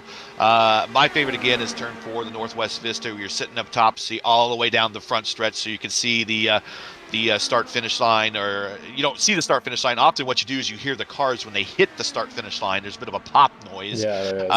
But you'll see the flag stand, and sometimes you can see them turning off into turn 1. And then if you turn your head the other way and wait just a couple seconds, you'll see pretty much them come all the way to turn 3 into the north short chute, all the way through your turn and back down the front straight again. So you get to see pretty much 75% of the track, especially if you're up high in turns 3 and 4. You'll see as much of the track as you can. The only spot in the track that you can see every inch of the track is if you're at the very top of the pagoda, and you can see every inch of the track from up there. And but those seats aren't for sale. No, they are not. So actually, we had quite a bit of a scramble. Back in about 15th, Drew White slowed up. I think Woodall made up some ground. He's up to 12th now, so that's a big mover. But there's a gaggle of cars from about 15th to 19th, maybe even 14th and 19th that were. Was kind of expecting we might have some contact, but everybody kept it off the wall, kept it off of each other, and we're still going green. It's still early. It's only 20 laps in.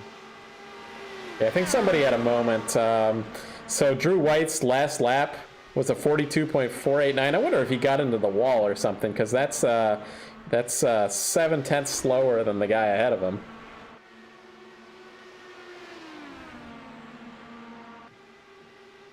And I see Stranahan's going to have a good run on White here.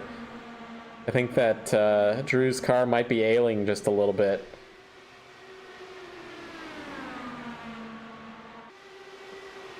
And we can see Borg and Barry and Van de Zandt pulling up, and White almost loses it off of turn 2, keeps it off the wall. He's going to drop back 5-6 spots.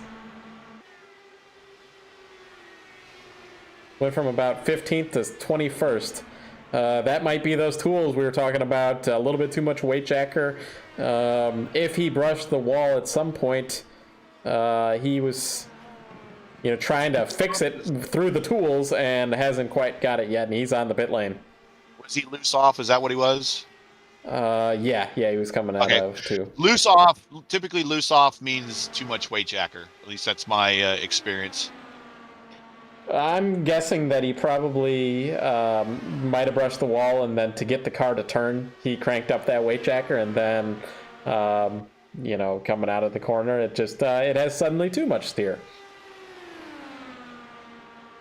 So I was going to say Baldwin. Blanton in P2, still really close to Bensi there at the front. Only 2/10 separating them. DeMade has dropped back about a second from Blanton. Yeah, he is almost out of the draft of that lead pack. It's about a 1.5 reach for the IndyCars. If he's within a second place, he's still within that draft. But he's a couple of bad laps away from losing touch with those guys, at least when it comes to the draft. Yeah, and that last lap was about a 10.5 off of the leaders. But now he just did a lap that kind of matched them, so that's what he wants to have. So what's going to happen is a bit of a trade-off. You start falling back, you lose the draft, but then also you start getting into cleaner air, and his car will probably start to behave a little bit. We are also within about 10 laps of the first bit of pit stops for the leaders. So we're going to see how much farther those that stopped early on at lap 3, starting at 17th place, Michael Berry, and those guys last on the track when these guys do pitting. And unless there's a caution, it's going to be a green flag pit stop coming up here really, really soon. Yeah, real soon. So I was looking back. We saw Drew White was our first car to do a green flag stop. He's back on the track, and he's actually doing seems to be doing okay. So whatever was the issue, he had a fast pit stop. It was 8 seconds, so that's a normal kind of pit stop. So whatever issue he's having seems to be mostly fixed at the moment. Might be probably not a bad idea. He's probably had a set of cooked tires as well. Get in there, have the crew look over the virtual machine there, make sure everything's okay, and then get back out there. He might be a lap down, but when these guys go through green flag cycle, he will get his lap back. I'm just gonna go on board with Gavin Sanders here for a moment. Our second place in the points, down to Caleb Bensi, and who's our leader in points. But he's just cruising around. I think he's kind of said that the ovals aren't, he's not an expert on ovals. He's getting used to them, particularly in this IndyCar, and he's getting some laps down here. But certainly he's been strong. Being in the top 10, he had a good qualifying position. Pretty cool car to hear today as well. He's keeping us on our feet there, Gary, because he's changing his car every other race, it seems like. Technology will keep up with us. That's right. There might have been a close moment in the back with Van de Sant and Barry and Shire. I just heard some radio traffic. I'm about a sorry there. So guys being courteous, not trying to wreck each other. Don't want to do that. Still very early. We're only 30 laps into this thing. So Van de Sant, Barry, they can go a few more laps than the rest of these leaders are going to go. And these cars like Van de Sant and Barry, that is Drew White ahead of him. He's a lap down. So let's see, what is Drew running right now? So his last lap was actually a 42.5, so he's running a little bit slower. These cars around him are about a 41-second lap.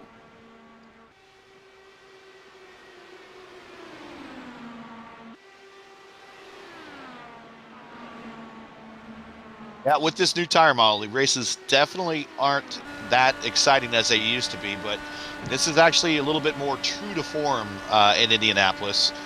Plus, we're going to see how these guys do with the green flag pit stop, and maybe we might see some strategy with fuel coming along. I don't know. It's still a little early, but we might still see that.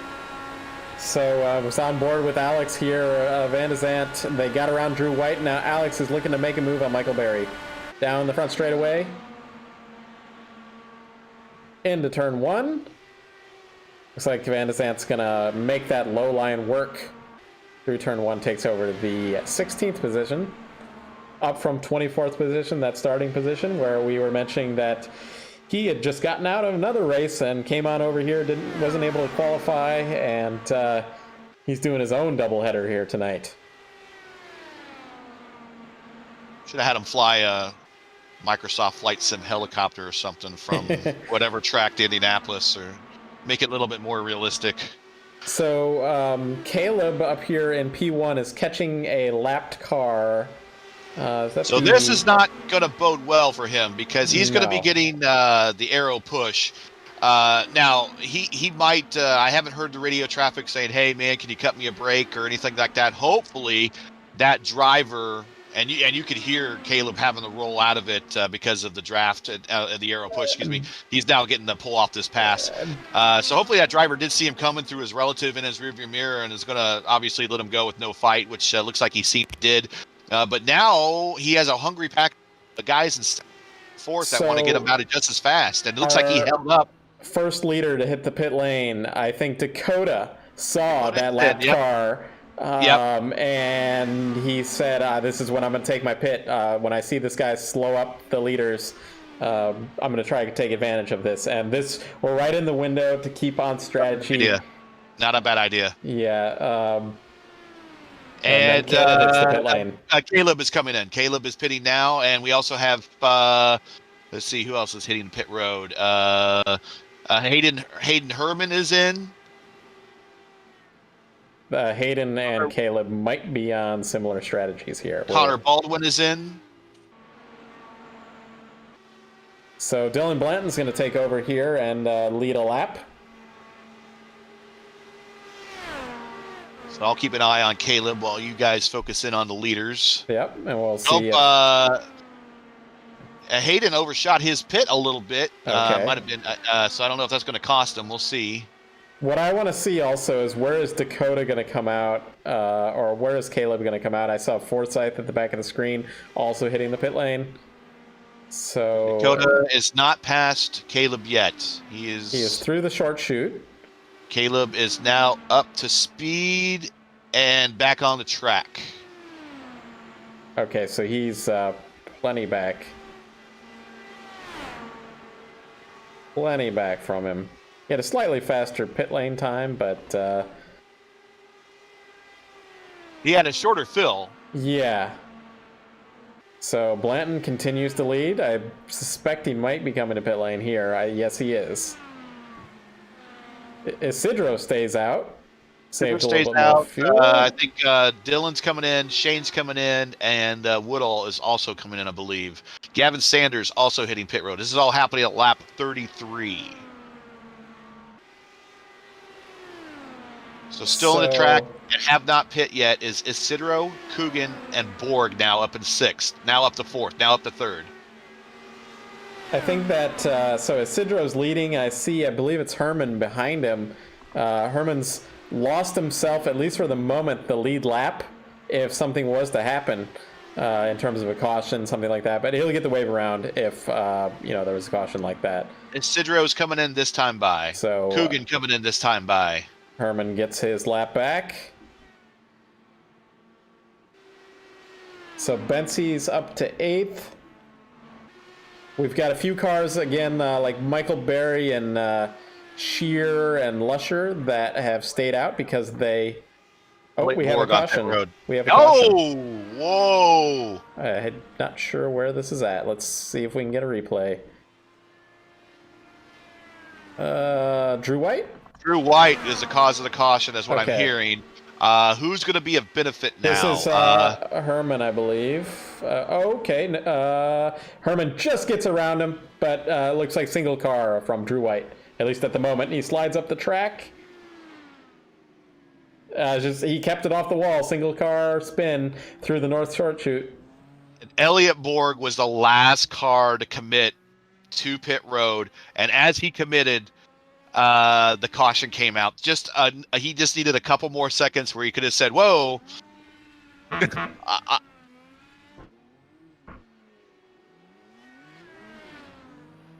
Bad timing for him, unfortunately. Yeah, so he'll get a black flag, but it will be a cycle to the end of the pack kind of thing. He won't lose a lap. No, he won't. Yeah, but still, that's not very good when you have a full field here. So Dakota with the purple lap. Sorry, he apparently was making up some hot laps after his pit stop there, trying to make up ground on the leaders. He had a 41.097, so we're getting closer to the 220 mark. That Dakota did a 219.899. Do we want to talk to Dakota here? Do we think it would be a good time to talk to him? See what he's doing. Yeah. Hey, Dakota. I got you up in the booth here. How's it going? What is going on right now? Well, Drew White had a self-spin up in the North Chute. Brought out caution. The pace car and the lap cars are being weird, and then Dylan just came to a stop on the front straight and started going again. Anyway, yeah, it's going. Tough race so far. You have Did you see that slower traffic up ahead, and that's why you decided to pit early? Yeah, that was one reason. I figured that was a good time to do the undercut, and it looks like didn't really change much. I'm still going to be in third, it looks like. What happened to Isidro? Do we know? Good question. So Barry's going to take over the lead, it looks like. Or, no, Blanton. Neil Blanton. Lusher. Lusher's going to lead for the moment, but I think Blanton got around Caleb. Where's Isidro? Yes, Blanton got around Caleb. I passed Isidro coming out of the pits, but then it looked like he looks okay. He's running in the 17th at the moment, though. He's had really bad luck this season, so let's see if I can figure out. So, from what I've noticed, it appears that the cars run best in pairs of two. You're able to stay within like a half second, but then that third car just can't keep up with those two and falls back almost a second. Is that right? Is that what I'm getting at? That seemed like, I saw that, and certainly you dropped back a second, and then there were a couple other cars that just kind of spread out as well throughout the field at points. Well, we'll let you get back to it unless you have anything else to tell us out there. Looks like Neil's going to the pits, so I'll maintain P3. It's been a smooth race so far. Hopefully it's not too boring for you guys. No, it's all good. We have too bad. You currently are purple at a 41.097. So yeah, that's just after you right, made your Gary, pit stop. Just after you made your pit stop with that fresh rubber, though, you were setting the world afire. They call me the Purple Man. That's 219.899. So get that up a little bit and get that 220 lap. All right, I'll give it a shot. All right. Well, good luck out there. Thank you guys. Shout out to Alyssa and Lucas. I think they're watching right now. Well, talk to us in chat there, Lucas and Alyssa, and root on Chops here. All right. He is back. Pace car lights so are out. Isidro is fallen back to 16th or 17th. Maybe I didn't see what happened to him. Let's see here. When did he pit? Yeah. I don't know, because something happened. He had a normal pit. He wasn't on the pit lane for long or something like that. Well, the lights are out on the pace car. They're entering turn 3 here at the north end of the track. The field will be under the command of Dylan as they go back green, and we will get to see a little bit of role reversal here. How does Bency do behind in traffic versus being out in front, and vice versa? Yeah, I don't think some people might think, oh, you want to save some fuel by being in that second spot, but I think you want to be the leader here. Yeah, I would rather lead in anything here at Indianapolis. So our lap count. They're all taking that super defensive position there. Our lap count is perfect for a 3-stopper, so 30, 60, 90, and then that gets you to the end. So just pit, or just lead, and you can make 30 laps. Here we go. Green flag. Blanton leads us down. A little bit of a gap between second and third, but that's going to end real quick. Sanders made up a lot of ground through that cycle. He was in 7th. He's now up to 4th. And it looks like Bency's going to think about going for that lead into turn 3. It's all over the gearbox. Now he's on the outside. He has the long way around. Let's see what happens. Side by side through turn 3. Now, and side by side through the short chute. And he pulls it off on the outside. So there you go. And he washes up high. Yeah. So it's going to give Dakota a chance to get underneath him. We're going to go up high to give Dakota a chance to try to on the high side through turn 1. Yeah, Dakota was sitting back there. I was getting ready to say Dakota's like, who do I follow? You know. Yeah, I saw But he that gets on a the back run. straightaway. Wow. He gets a run off of 2, off of 1, and he gets P2. And now he's in the grasp of Sanders. And he's, I think he might not have been sure what tools to use, or, just a little bit too much understeer on that car going into the corners here with those cold tires as well. I will say that my one restart that I did have, it was loose that first time going through 1, and I don't know, maybe if he experienced that before the tires came up to temp, or I was kind of aggressive on the tools, so I tuned them down, and that helped me out until the next yellow came out promptly thereafter. But maybe he's doing the same thing, so let's see what happens. But Sanders is falling back just a little bit. So it looks like we have a bit of the situation that Dakota was talking about, where the first 2 kind of pull away, and third place is kind of odd man out. That's right. So Dakota is right on Caleb now, and we're going to see if teammates from another series here, whether they're going to play nice with each other. I think Dakota's just going to go for the lead, though. He's hungry. He won that turbo race last week at Watkins Glen. He's going to look inside of Caleb Bency into turn 1. Side by side through the south end of the track, through the short chute there.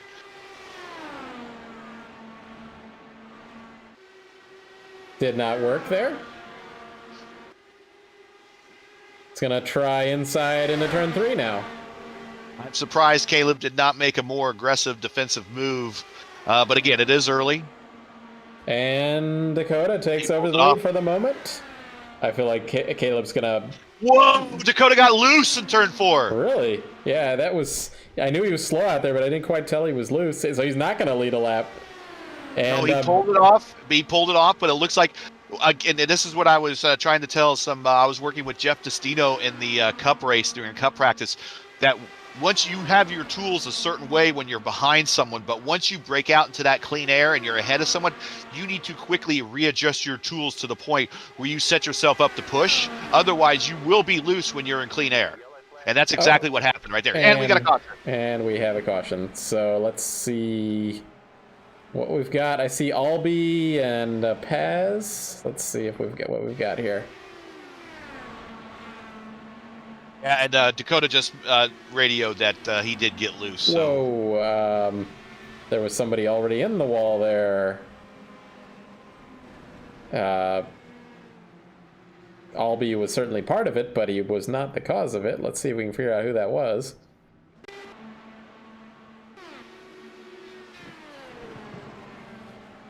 Who is that? I'm gonna do the rewind controls here.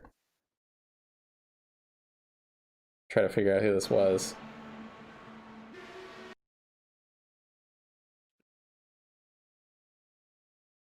I don't have a good camera angle to figure out this. It is the 55? Oh, it's Woodall. Now I've lost my cursor there for a second. Okay, so we've got Woodall. Let me get it from the start of this. Side by side with Baldwin. Number 13, Baldwin. He's maybe a little bit of contact between the two cars. Oh, and Woodall. Oh man, that is a bad one there. And yeah, so he like hit the inside wall coming out of turn 2. So that is day over for Lewis Woodall there. I'm not going to say that a NASCAR livery jinxed him, but it might have. You don't anger the IndyCar gods. That's what I say. That's right. So I think we just had the interview with Dakota. We might get him back later, but I think we're going to go run a commercial here for you guys. If I can get that going. There's two types of drivers out there. Drivers who know how to protect their investment and drivers who don't. car owners who know how to get more miles per gallon, and owners who don't. We're talking people who know their Schaeffer and people who don't. Which one are you? From cars to trucks to diesel workhorses, whatever you drive, there's a Schaeffer synthetic oil for you. Do you know your Schaeffer? Ask for it at an automotive retailer near you.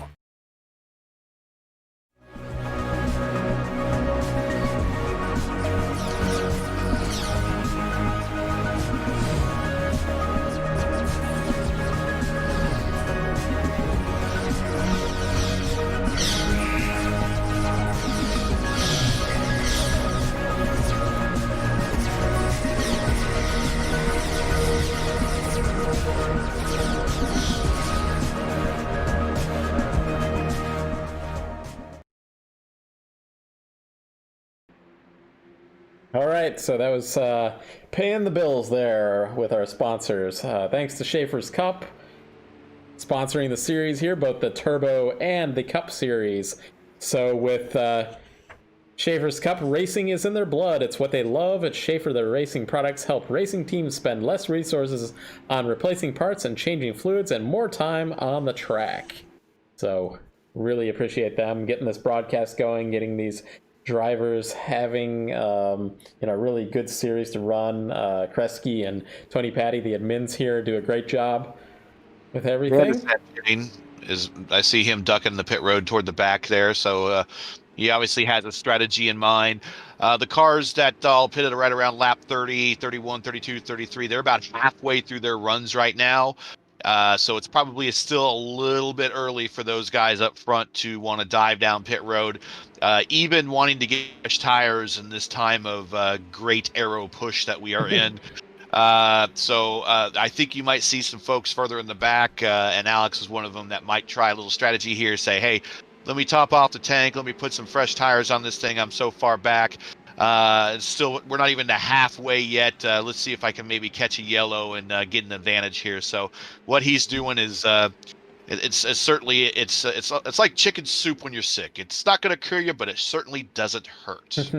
Hey, well, quick correction about points. I was saying Sanders was in second place. He's no longer in second place. He was early on in the season. He was in second place. And so with that win last week, Alex has moved in second place. Caleb Bensey's in first. Mark Johnson's in third. Craig Forsyth even missed a race, but he's in fourth. He had that win at not at Homestead, Michigan. Homestead's the race he missed. We had Dylan Blanton in fifth position here in points, and Sanders is in sixth. So Mark Johnson. Is he? I don't think he's out here today. Is he? I don't think he's in today's race, so someone's going to make some ground up on him.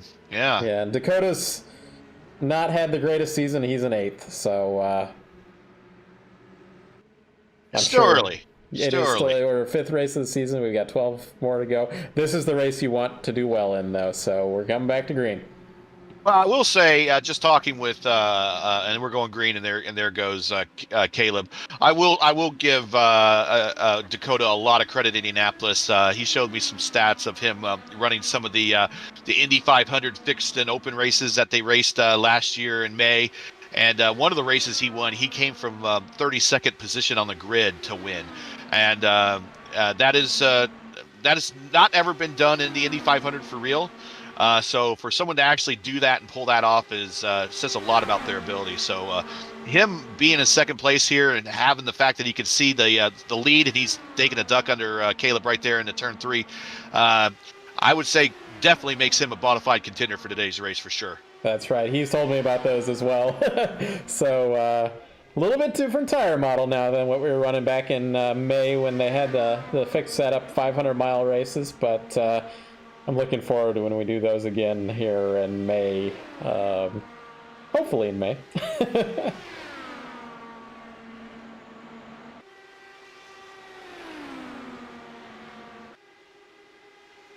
Trying to look to see if there's any other kind of passes going on the track. Dakota right up to the gearbox going into turn 3 of Caleb. It's interesting on this restart, like how different this restart is in terms of getting side by side now that they're on about 15 lap old tires. Although it looks like Dakota's really trying to get up there, but compared to that first one when they're on completely fresh tires, Takes a big dive into turn one, almost a full send situation. It doesn't pull it off. That would have been a bit of an ambitious move in my book, but at this point, what I would, and I've done this in fixed races before, where I've been in second place, and I convinced the guy in front of me, hey, look, you drive your line. I'm not going to pass you. You can take my word for it, okay? I'm not going to pass you, but let's drive away from third and fourth, and let's decide this between the two of us. And I found really that approach, open, honest communication with the guy in front of you, and if he's willing to work with you, you can pull away from those guys behind you, and then later decide the race for yourself. And there he goes, the inside right there at the yard of bricks, and he's got the position going into turn one. I think he's going to ignore what your advice there is, Gary, and he wants that lead. Caleb comes back on the outside through turn two. So Dakota, I don't think he led a lap there earlier. He got loose side by side down the back straightaway. Still at the edge into turn three. Side by side. Hold those wheels steady, boys. Meanwhile, third place should be gaining some time here with these guys running side by side. This is where Dakota got loose last time. Looks like he was steady through there. Side by side down the front stretch. Is he going to get this lap? Caleb I cannot tell. Lead this one. I don't think he did. No, he did not. And he's back. That outside line seems to be, well, I mean, it depends, but maybe as the run goes on, it's the better line to have through these corners somehow.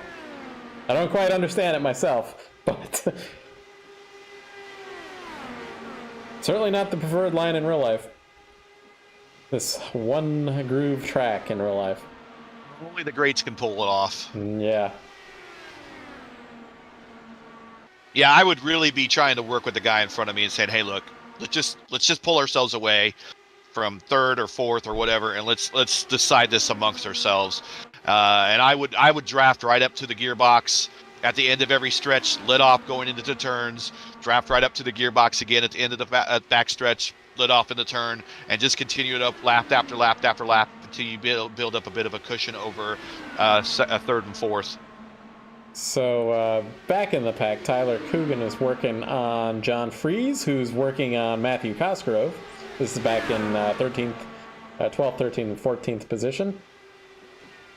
Adam Nash with the purple lap, 41.047. So we almost had some contact between John Freeze and Cosgrove there, and Freeze had to get out of it. So Nash did get to 220. He got a 220.163. And P9. There you go. Give a shout out to Ryan Lewis. He is up 11 spots in 18th position. He's on pit lane though. Early stop here. Well, I don't know how many laps he was on because it just reset it for me. He's back going.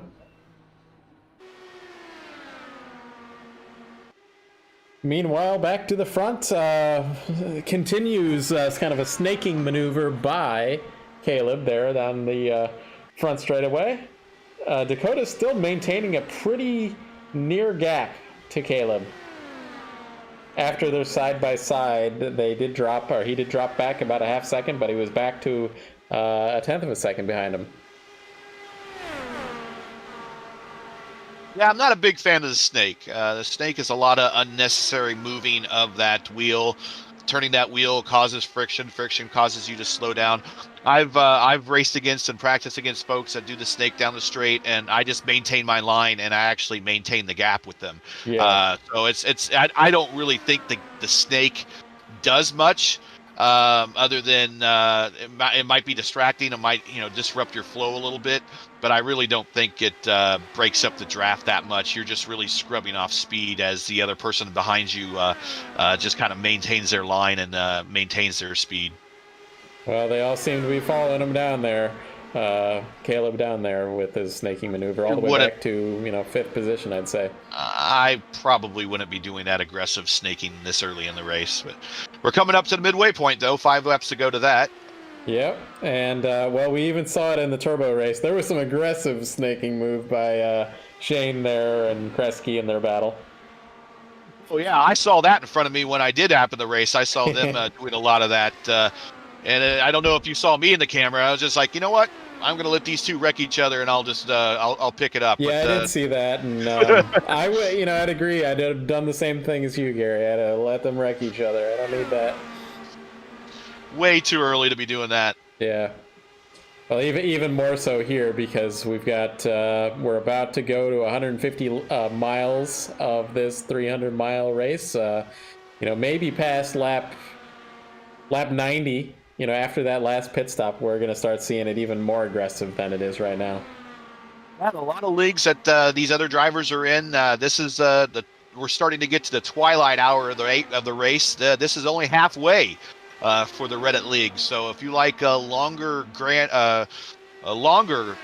crown jewel type races, the Reddit League is one of the ones you need to take a look at. 300 miles definitely caters to a different style of racing.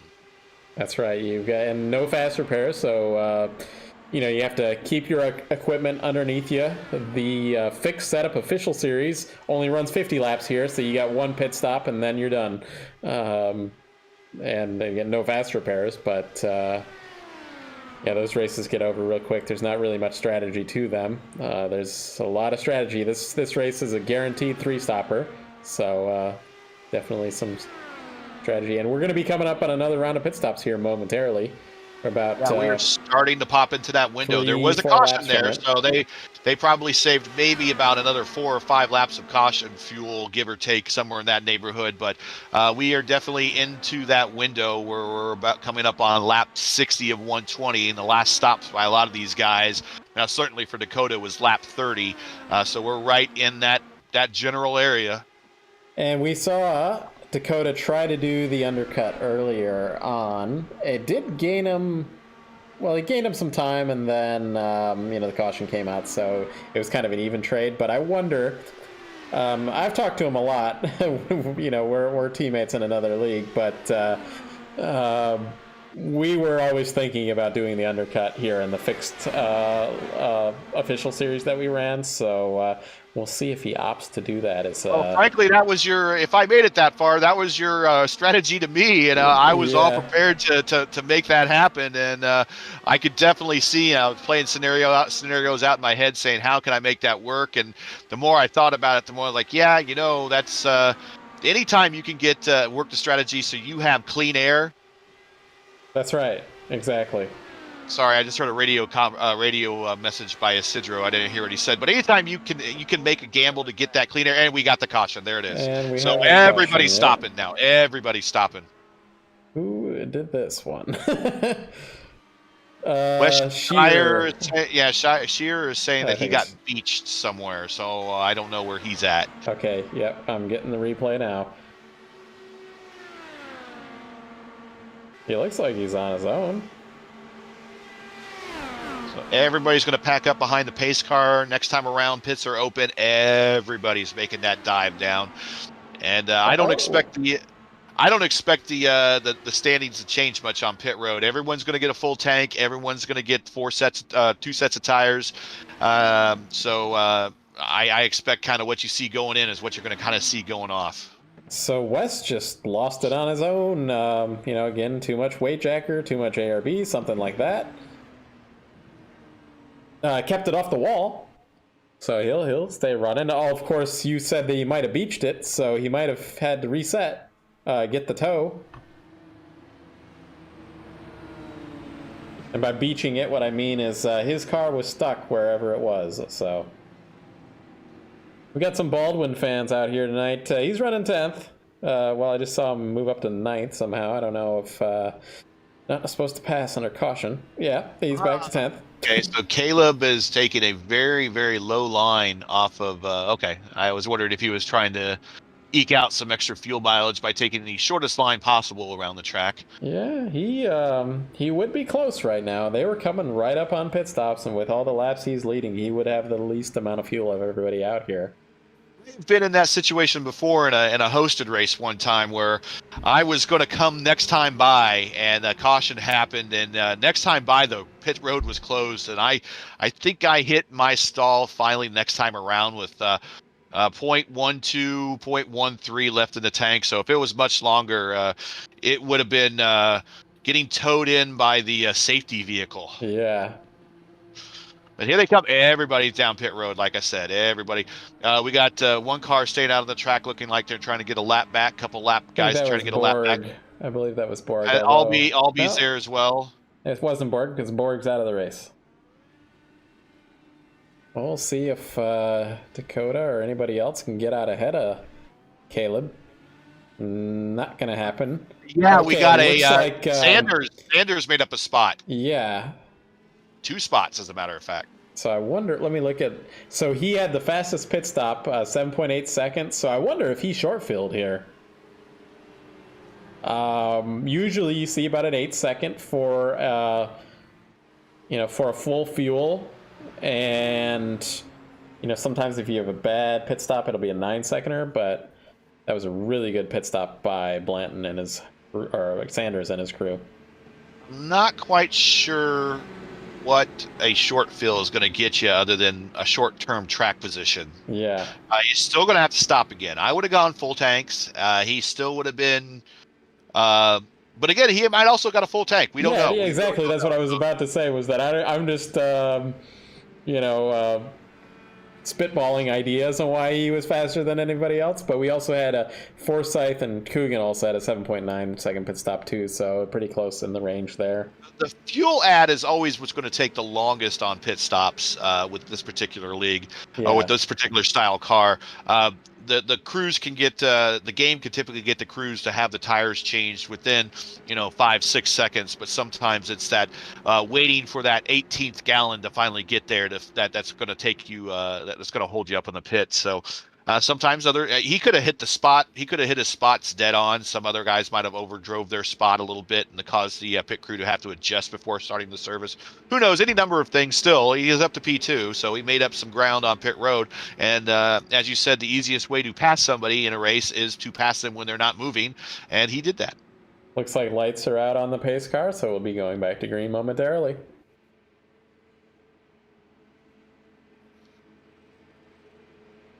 So currently your top 10 is Bency, Sanders, DeMade, Blanton, Forsyth, Coogan, Barry up 9, Tyler Coogan in 8th, Hayden Herman in 9th, and John Freeze up 7 in 10th. Good run by John Freeze out here. Isidro, we not 100% sure what happened to him earlier, but he's started 4th. He's back to 13th, but he was back to 17th at one point in time. So he's making up some spots. I think he might have got screwed a little bit with some early iRacing scoring.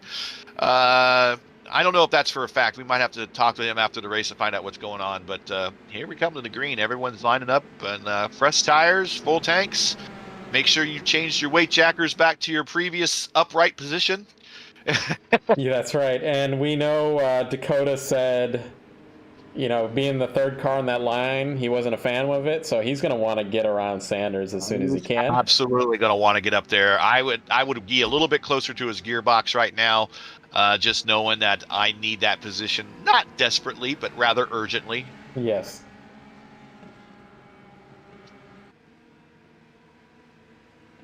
Also caused that driver to look in his field of view mirror behind him to see that nose immediately up underneath him might spook him out a little bit. So whatever advantage you can get.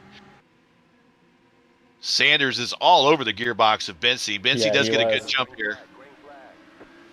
Not a good jump for DeMay that I would have liked, but he's still got some time to make it up before the tires wear off.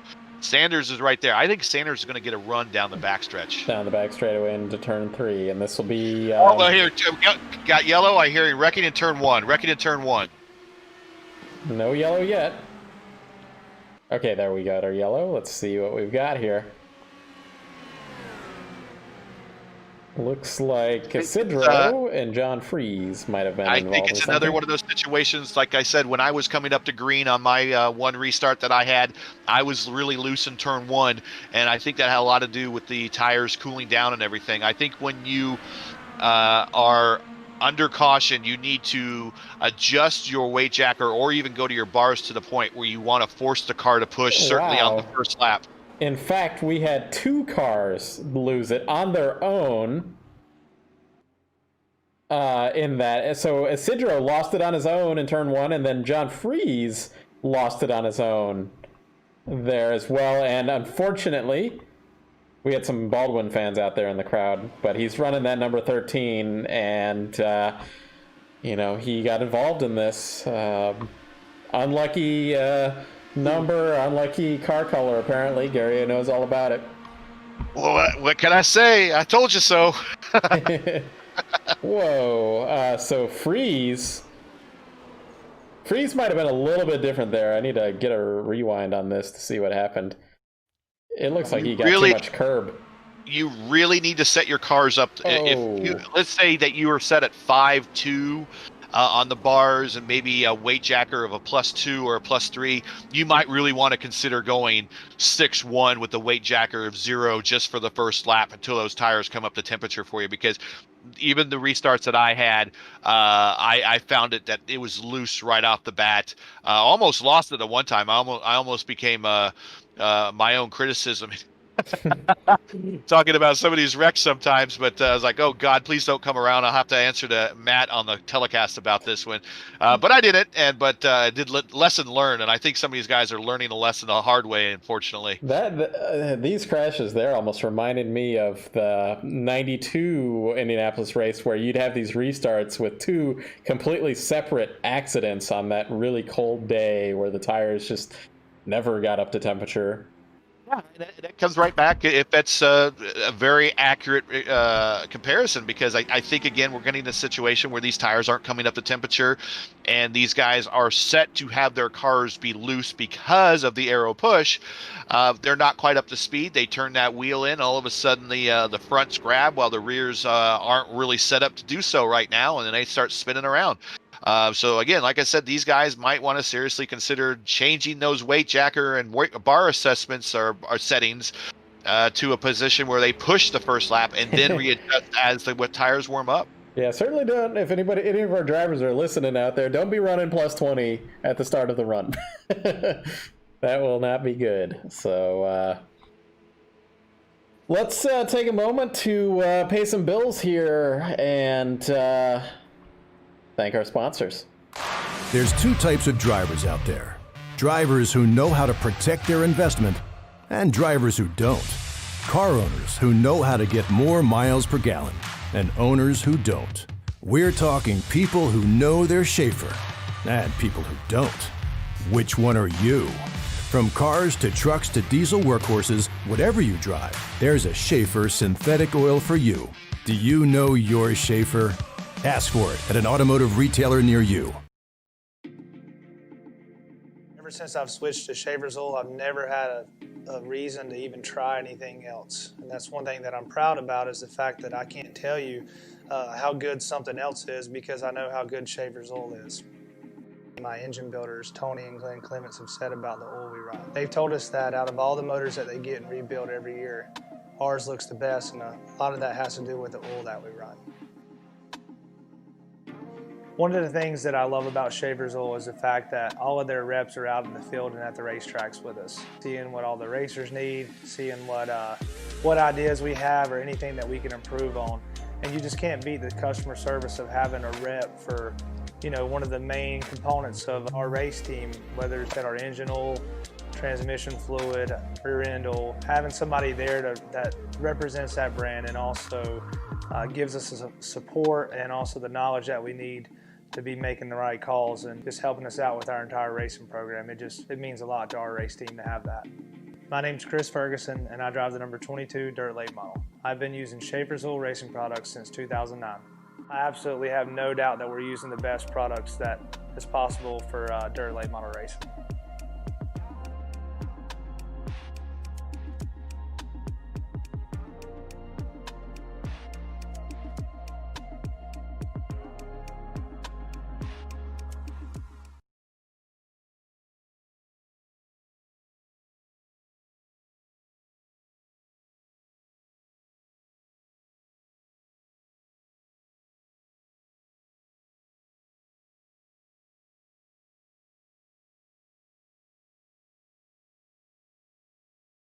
Yeah. All right, we're back for the restart here. Thanks to our sponsors there, and we're going to have it back to the green flag. Lap 68. Sanders is right there. Benzie got a good jump. Sanders was not anticipating this time, and he might actually fall back into Dakota's clutches this time. Yeah, they were really tight there, and then Caleb kind of packed up the field a little bit, and nope, I think it's going to be status quo here. Yeah, just Gavin's gonna have that toe from. I think Dakota would have had the move if Gavin didn't have a toe. He'd have had a run for it. Anyway. This is where if you had teammates working together here, and I know that they're not teammates, but they're both Race First sponsored cars, you'd be on the radio to your teammates saying, "Go low, give me the draft. I'm going high, or I'm following you." Type position to give me a hand and help you out. That's why I love working with teammates. Is that you never know when you might need that handicap advantage. Yeah, I'm not sure who all is talking to one another. Obviously, we have guys in the group chat in the race, but I know Caleb might be talking to Hayden Herman, but other than that, I don't really know. Obviously, Cougans are probably talking to one another. Probably, maybe yeah. Alex and Craig are probably talking to each other since these are teammates and siblings. I'd say for sure, yep. Dakota's talking to us, but that's he's our in-car reporter, but he's not listening to us right now. Hopefully, I'm about to say, he's muted on both, but if he was, he's probably getting some insider baseball information that he might find useful, but yeah. So can't have that advantage, so we mute you. Well, do we want to bring up John there to talk about his incident? Well, we have this. John standing by at the Hanna Medical Center. Was it the IU Hanna Medical Center there inside of turns 1 and 2? Hey, John, we got you up in the booth out of the medical center. How are you doing? Well, other than my pride being hurt, I'm completely fine. It's an unfortunate end of my day. I really wasn't even trying to do anything crazy on that restart. It's just I heard Gary explain it. I think he's spot on. Cold tires. Yeah. And I got loose before the apex of the turn, so it was off from there. I feel bad I took somebody else out, but well, there were actually 2 cars that had similar incidents. Isidro had a similar thing that you did, where maybe your weight jacker was too aggressive, or you said that you weren't really trying to be too aggressive, but no, I had a weight jacker of 4, which was what I typically run in traffic. Just when you're in the middle of the back, you got to run a little bit of weight jacker, but I wasn't. I was happy with where I was at that point in the race. We're just past halfway. Breaking the top 10. I just really wasn't. I wasn't really trying to do anything crazy. Just got around me. Coming out of turn 2, by the way. I saw that as well. I had it live. That's too bad for Craig. Hopefully he's a good driver. No yellow, but he definitely left a Bridgestone Firestone autograph on the wall there. I did that in the turbo race as well, which I was in 3rd, and I just ruined my race. So you're welcome for 3rd place, by the way. Yeah, Gary had I saw that. I said, "Oh my god, I can't believe he dumped out like that. That sucks. That's a bad way of giving up a podium spot." Yeah, engine trouble or something like that, Gary. The virtual engine gave up on me. No, we had there was apparently an auto accident, hit a power pole that took out power and cable just briefly over there at the intersection. And it doesn't happen very often, but just happened at that time. Yeah, so you benefited for the short term. So for a little bit, but I left to my own problems around this track. I was more worried about doing that same thing in this race here. I was really ginger. We have a crash on the front straightaway between Coogan was trying to make a move on you're in the booth, on Forsyth. And do we have caution? There it is, finally. Okay, so I still see, that was Shane? So Shane's still rolling. Tyler, okay. Well, if you don't mind there, John, I'm going to go, we're going to cover this, and but thanks for being in the booth here and explaining your incident. Hey, no problem. Good luck next week at, where are we at? Iowa is where we're at? Yeah, Iowa for the Throwback paint scheme. Okay. Well, good luck there, and All right. take care. Thanks. Good luck. Happy New Year. You too. All right, let me get a replay of this. They just kind of interconnected on the straightaway. Like, Craig was slow.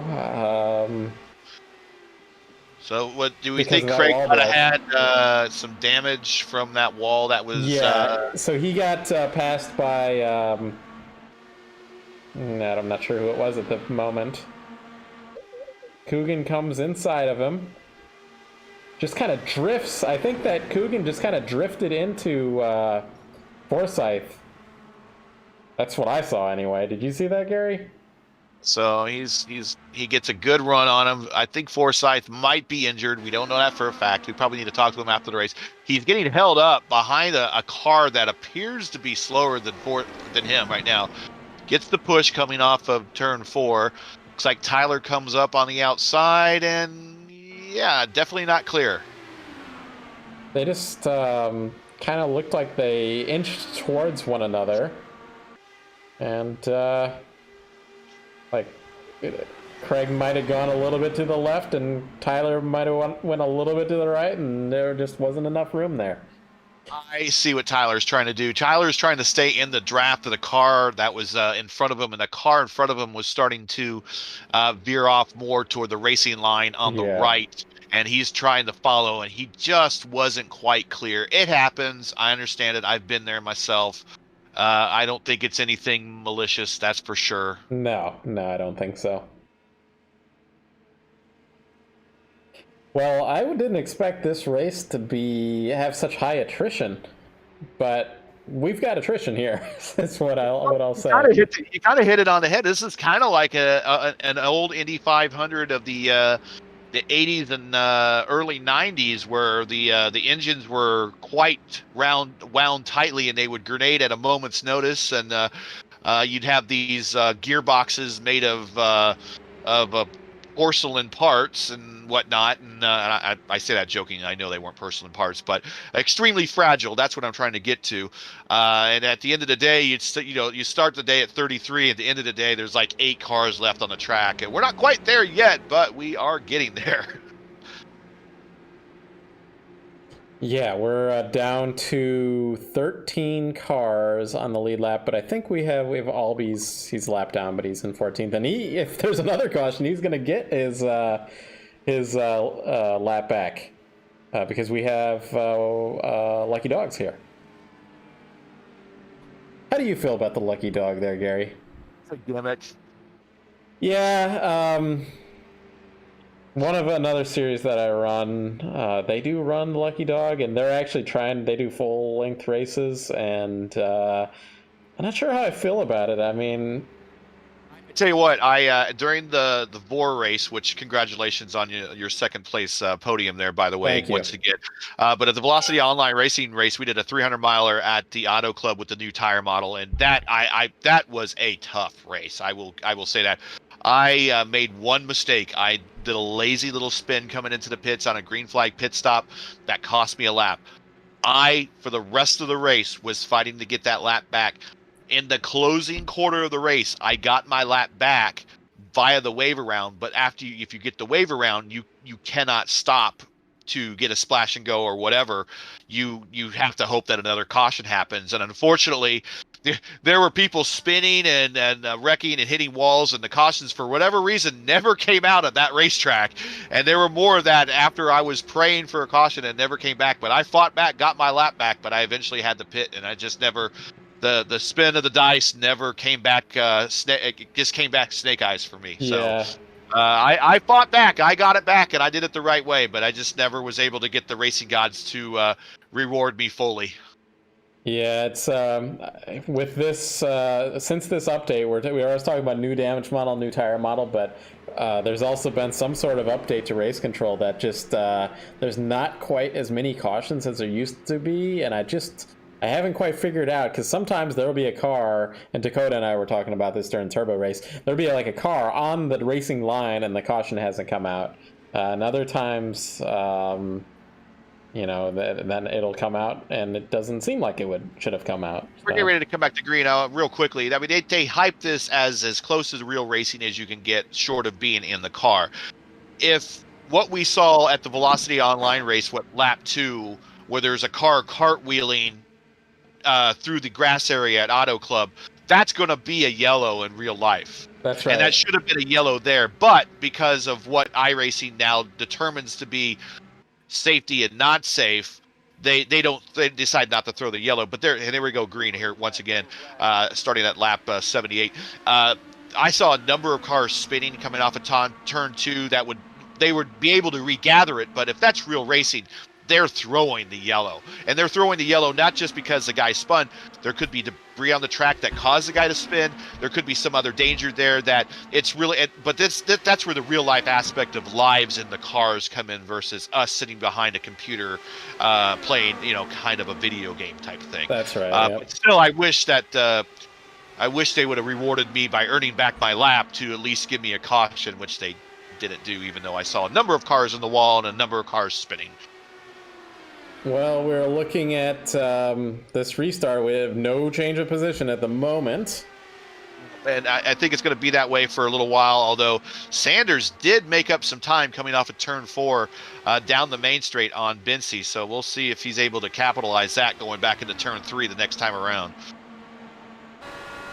We'll go on board with DeMade here and see how it looks from his view. We haven't done much onboard stuff. I did a little bit of it in the Turbo series.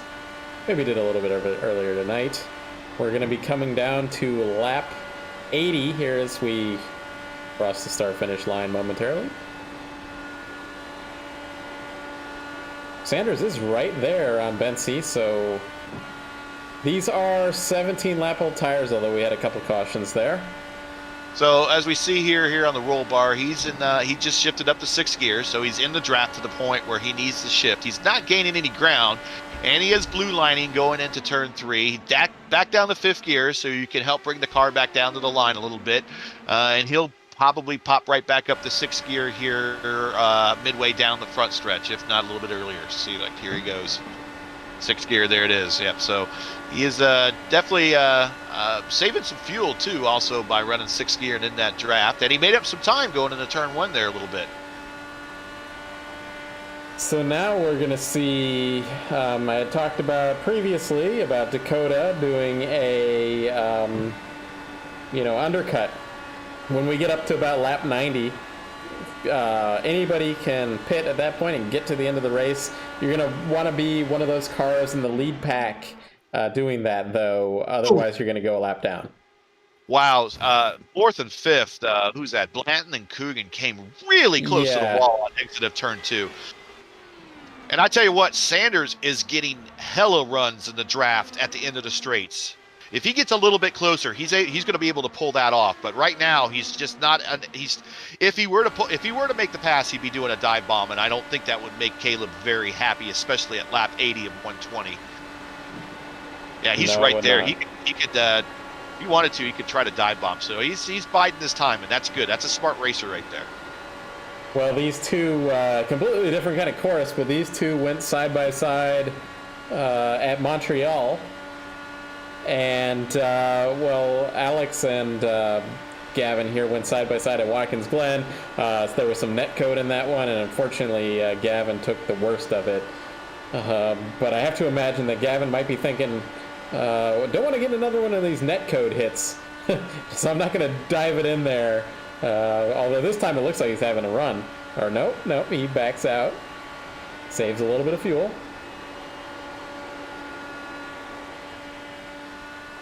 He saves fuel. I don't know how much of tires he's saving by doing that. True, yeah. Although I will say, although the run is, the run is, we're seeing single file for the most part. There was a larger fall off of tires with the old tire model and the fixed setup than there is right now.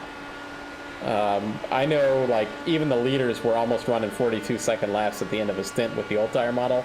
But now they're still in the 41s pretty solidly. So Caleb with an aggressive snaking going on, and he's doing an irregular snake trying to catch off Gavin a little bit. Gavin is just riding right up, and at the end of the straight, he's right back up to the gearbox. Whoa! Bensy gets down below the white line in the concrete paved area right there off of 2. But Gavin is right back up to the gearbox by the time they get to turns at the end of the straight into turn 3, and he's doing kind of what I would be doing anyways at this point in the race. Is that's just trying to draft with the guy ahead of me and just start building up some room between myself and third place. So when it comes down to it, if it comes down to a remainder of a green flag run, it's just going to be me and the guy in front of me is all I'm going to be fighting for the win. Back in the field, Hayden Herman was trying to make a position on Michael Berry, but couldn't make it work. Berry just ran that high line like we've seen other times in the race, and that high line just seemed to be the one that worked. I have to wonder if, well, I know Sanders doesn't want to dive bomb him or anything here, but as we saw at other periods of the race, we saw in real life that making that move early, getting that pass done early is kind of the best thing you can do because it's much harder to pass later on in the run. So just the 10th back is Sanders.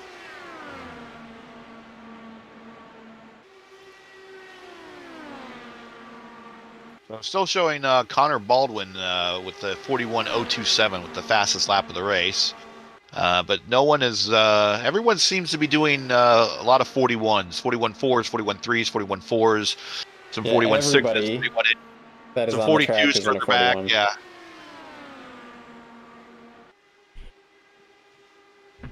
And as we had Dakota talk about earlier in his pit lane or pit in-car reporter, he's dropped back to third, and he's about a second back, a little bit less than a second, and just being that third car, it's tough. Yeah, and even though he's like a second back, that's forever mile right now really between first and second. It doesn't look that far on the screen, but it won't even look that far when you're in the car behind the wheel. But in the grand scheme of things, he might as well be a mile behind these guys because they are doing, first and second are doing exactly what I said I would be doing if I was in second place, and that is just drafting right along with the first place car, trying to build up that buffer between first and second and third. So when it comes down to these green flag pit stops, which we are getting into that twilight window of, and if we finish this race under green, it's just me and the guy in front of me. That's all I'm fighting. Earlier, Alex Van de Zandt got around Adam Nash for the 9th position, so big mover of the race there, up from 24th position to 9th. 15, up 15. Ricky Paz up 14, riding in 11th spot. Yeah, both of those drivers did not qualify, so really good by them. So, going to be really curious to see who ducks off here. As we head to lap 90, at lap 90, you can make it on fuel. So Sanders has taken a slightly higher line to the corners, and I'm wondering if that's helping him get some air on those front wings to help him with the aero push. Anytime you can get even partial a little bit extra air on those wings, that's going to help you and those tires get around that corner. Yeah, there's kind of a strategy, I think, not running that high line in real life, but in real life you might want to try to get a one wheel underneath the car in front of you through the corners, get that left front wing end plate just to get a little bit of extra air on it. But if that's blocked by the car ahead of you, you're going to go wide to get the air on you live by the sword, you die by it. That's right. Ride that high line closer to the wall. The wall can sometimes reach out and grab you. So they're putting a decent gap on DeMade now. He's kind of coming into the clutches of Blanton back here in 4th, and Coogan's up to 5th. That's Shane Coogan. We have a car ducking off into the pits that appeared to be Barry, so he's going to be the first car to... And right at lap 90. Right at lap 90.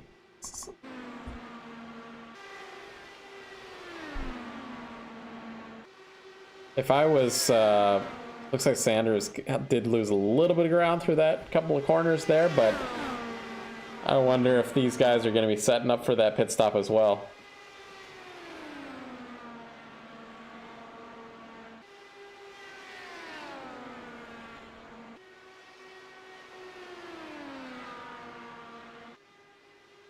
Still out here. We got light tanks. We got worn tires. Whoa, he's right on him, right into turn He one. really was, yeah.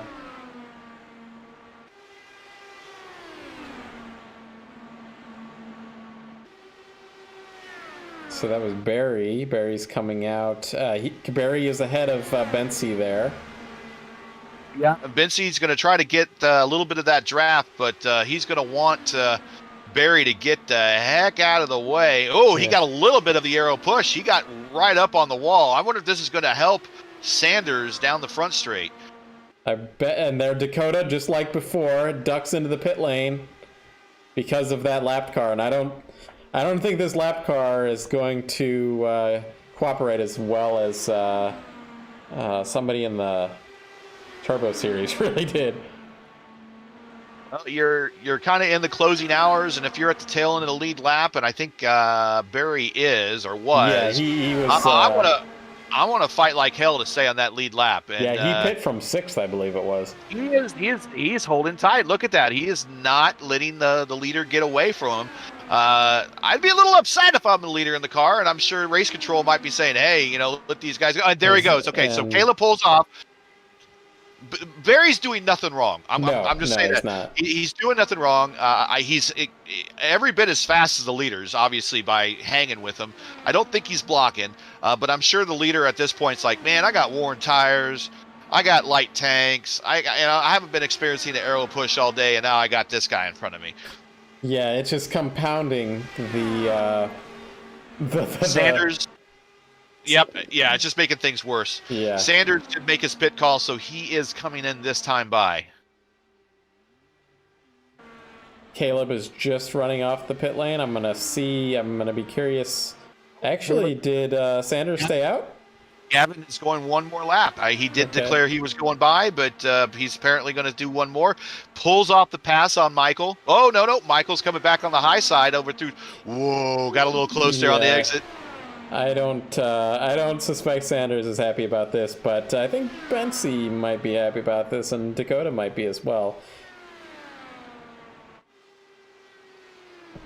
So through this cycle of pit stops, Bensi is 3 seconds ahead of DeMade.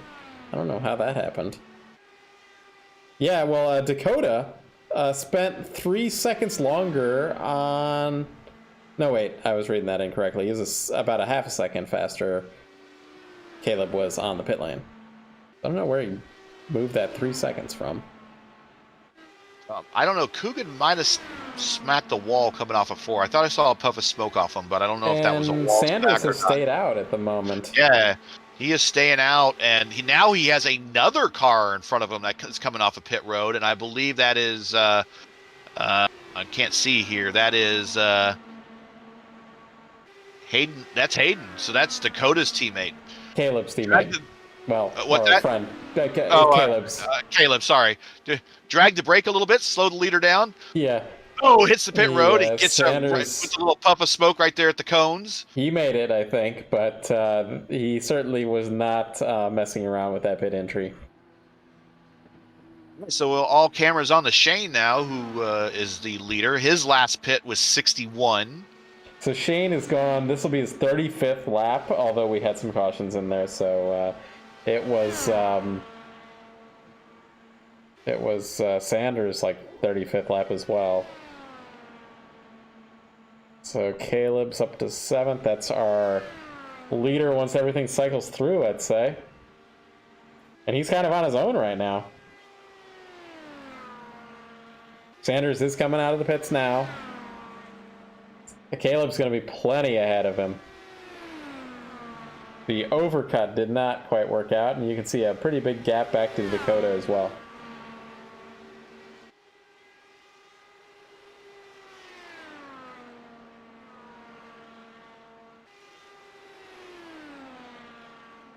Shane is still out there on the track. Yeah, he must have been saving a lot of fuel. I mean, if Yeah. he was behind, and he dialed it down to engine map anything less than 1, I mean, he was just out there saving. Here he comes. Here he comes. Yeah, there he comes. He can't be out there forever. It's not a bottomless pit. Yeah. See, Lusher's going to stay out, and it looks like he's going to take over the lead momentarily. So Lusher and Van de Zandt, they can stay out probably for another 7 or 8 laps. Probably can. And now they are wanting that caution. Yeah. I don't think like Bensi or any of them are going to pit again for even for tires. So we'll not see.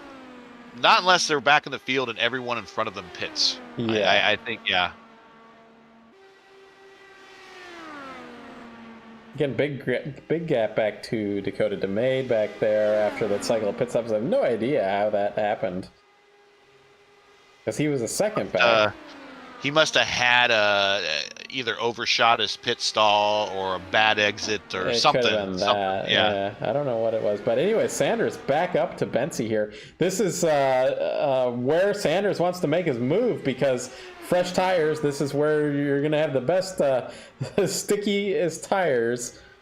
This is the time to make your move. If you can get side by side anyway. 20 laps to go here at Indianapolis. We do know from other leagues that Caleb Bensi does know how to win these races here. But old tire model. True. Van de Zandt is going to take over the lead, staying out here. Lusher, did he get around Lusher or did Lusher hit the... Yeah, Lusher hit the pit lane, so Van de Zandt leads. Going to need a lot of caution to get it to the end, but I don't... with the amount of cars we have left, I don't see that happening.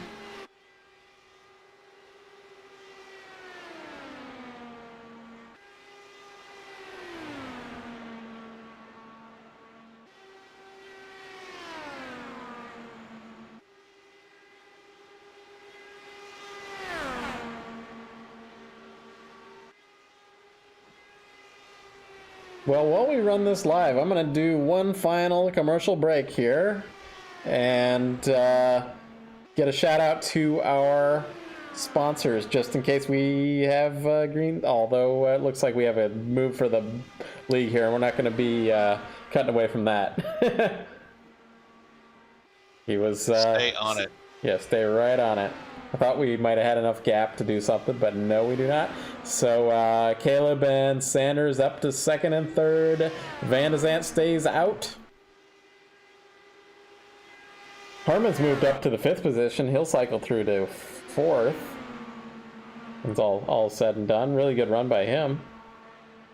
I think we interviewed him on the podium a couple weeks ago.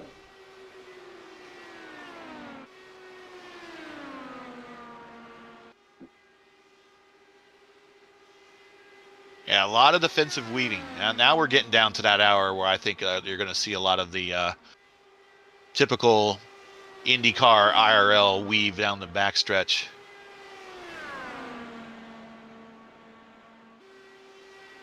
Yeah, it was a little interesting there on the straightaway. Gavin just kind of ran down the middle of the straightaway, did not follow Caleb. I don't know, just showing Caleb that he's there, not that Caleb doesn't know that. I'm sure he could definitely see it.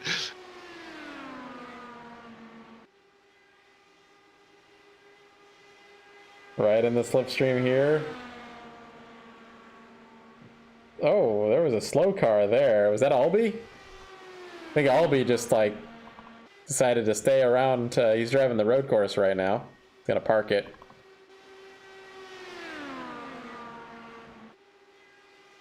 Yeah, we're starting to get that snake pretty big.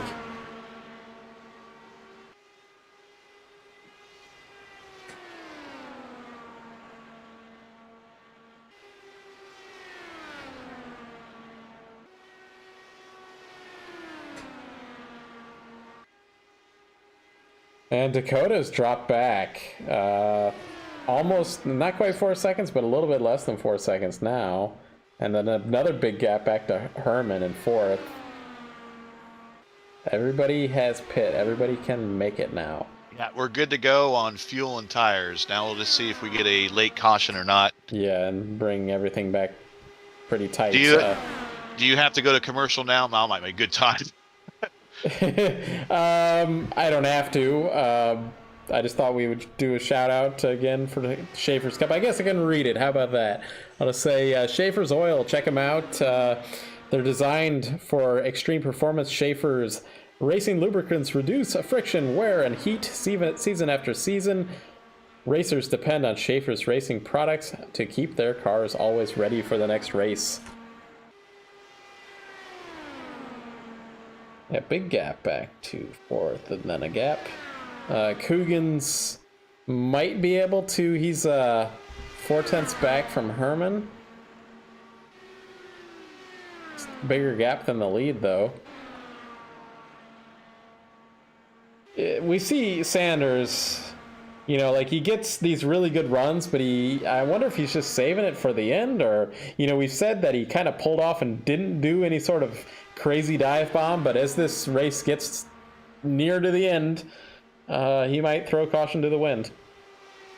Yeah. You don't want to see that. I like to see him pull that pass off nice and cleanly, but as we start getting into the last 10 laps or so, desperate times sometimes call for desperate measures. And hey, you know, just like Al Unser Jr. says, you don't know what Indy means to me. A lot of other people are like that too, and he is right back up on the gearbox at the entrance to turn one more time. And Sanders has seen himself in second place. This will be the third time he's seen it this season. He's probably getting a little bit annoyed with that. You know, with some of the finishes that some of the other people have had that are a little bit further on back in the standings, maybe they haven't had quite the year they wanted. I think a lot of those guys would take a couple third-place finishes. So yeah, never look the racing gods in the mouth and say, "Man, enough of the third-place finishes," because it could be a whole lot worse. Yeah, we know plenty of people that you can win a championship that way. This championship is really, really close. You know, if you had three. Multiple third places in every race, you'd probably be leading the championship. Really low was Bensy there.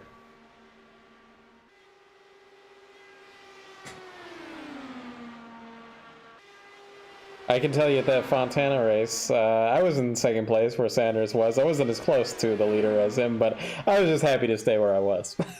I needed a good finish.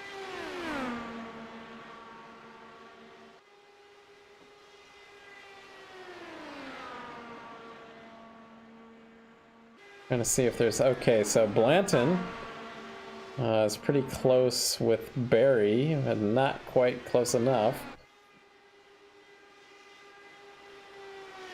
Is there any lapped cars that could play a factor in this that might be coming up ahead? My timing and scoring is down, so okay. I'm contemplating wanting to do a reboot, but with 10 Ricky laps to go... Paz is about 10 seconds up the track, so they might come into... Might get to be a factor. Right at the end here.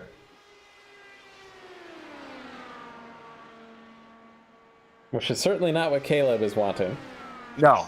Gavin would be happy to have a lap car up there to kind of throw a wrench in this.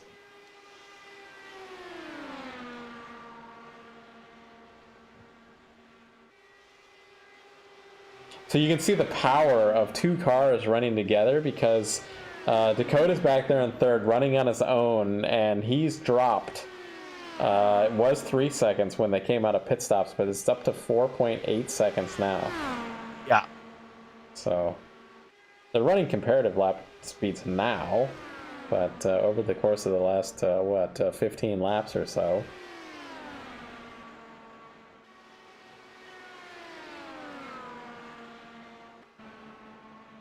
Lusher, that's what I was saying earlier with those two guys wanting to, even though I'm sure Caleb doesn't want to work with anybody for that matter right now.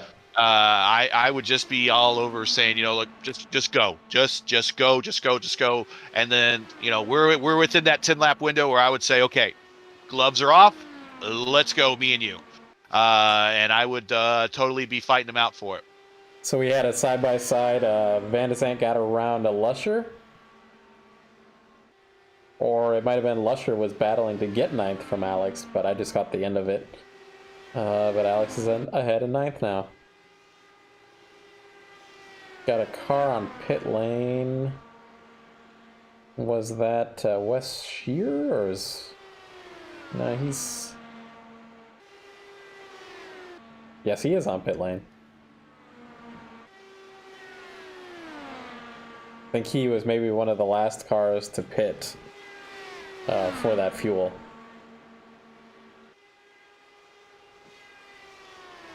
That gap between Sanders and Bensi is just ever so slightly ticking up, it seems like. Yeah, I think he's starting to... the clean air is starting to benefit quite a bit. Yeah, I think so. His only hope now, I think, is that lapped car maybe throwing, like I said earlier, repeating myself now, throwing a wrench in this.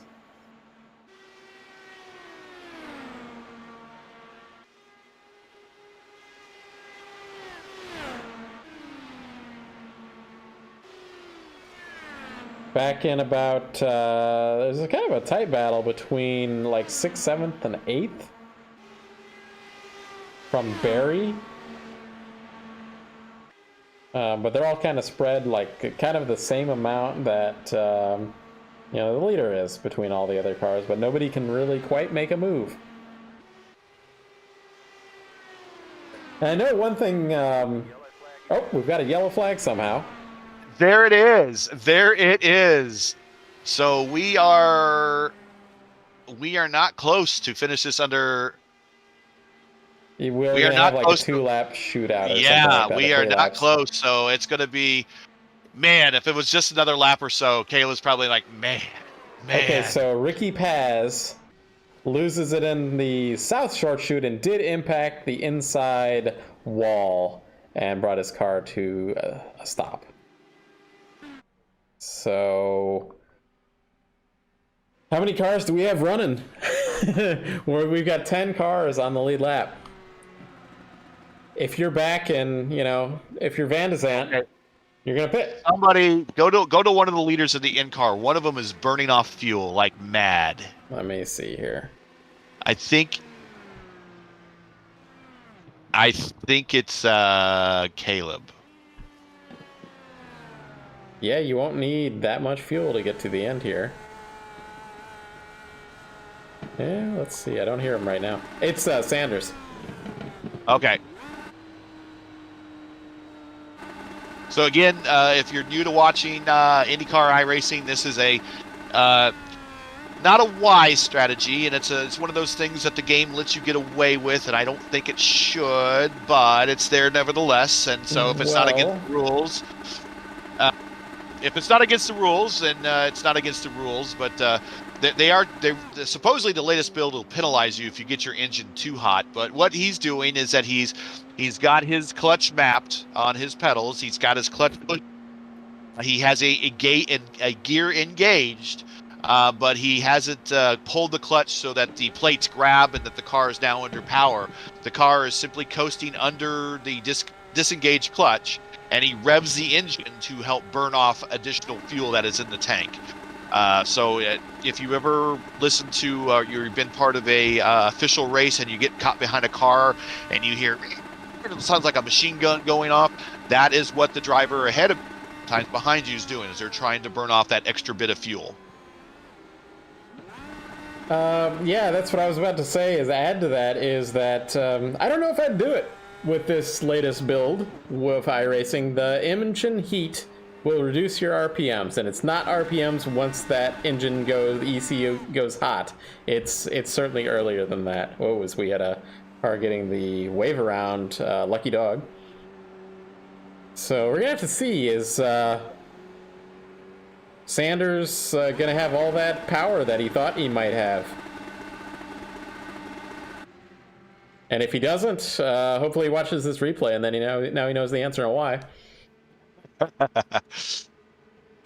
I hesitate to bring Dakota up into the booth here with this. I don't want to. No, I said we'll let the pros concentrate here, and we can always commiserate after. Yep. Yeah, we'll let him focus, and I'm sure he wants this one. Who do we have pit? Okay, so we actually had from 8th back, did pit there. But honestly, I don't think it's going to matter. I think that track position is key. Yeah, very much so. And if it's not necessarily track position now because of aero push, it's track position now because, well, you're down to 10 miles left. Yep.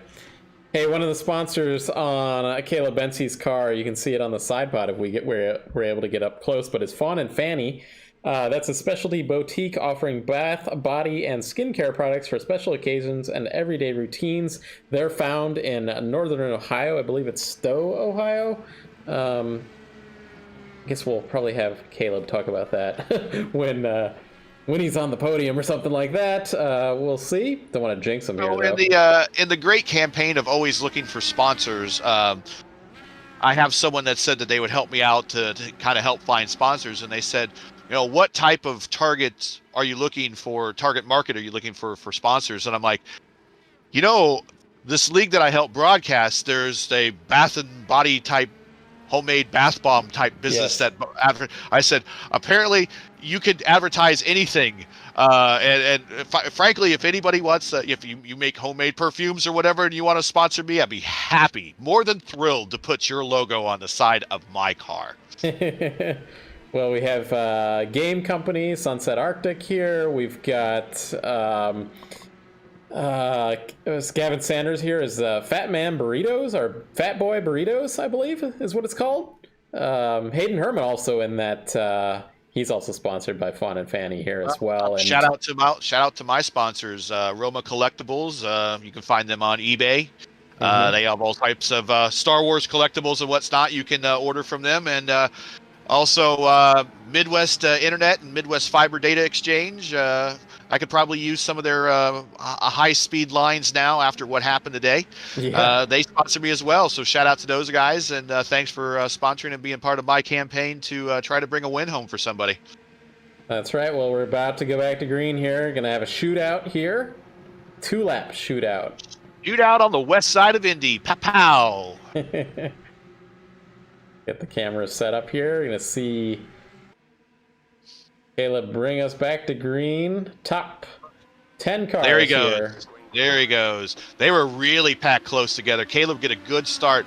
Dakota might be within range of Gavin. We'll see. Yeah, we know that Dakota's been out here kind of driving on his own, and it hasn't used up his tires as much as Gavin might have. Gavin was tucked right. High exit off of 2.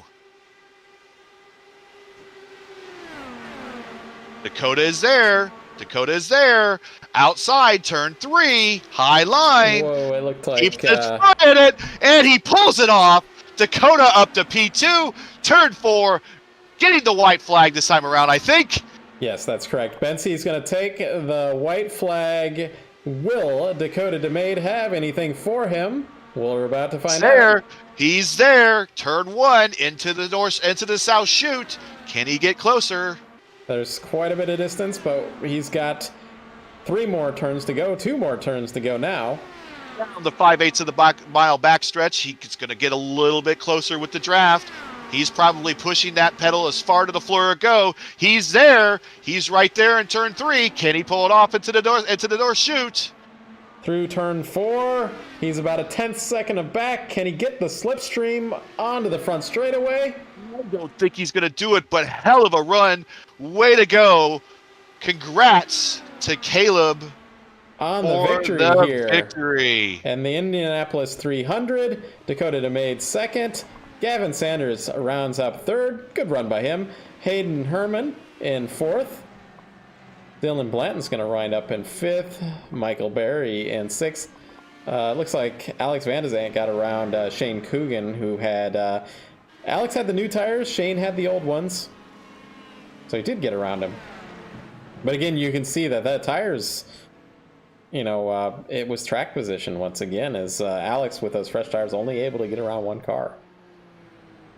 Well, we're going to get probably some victory donuts here by Caleb. Maybe Dakota might as well. I don't know.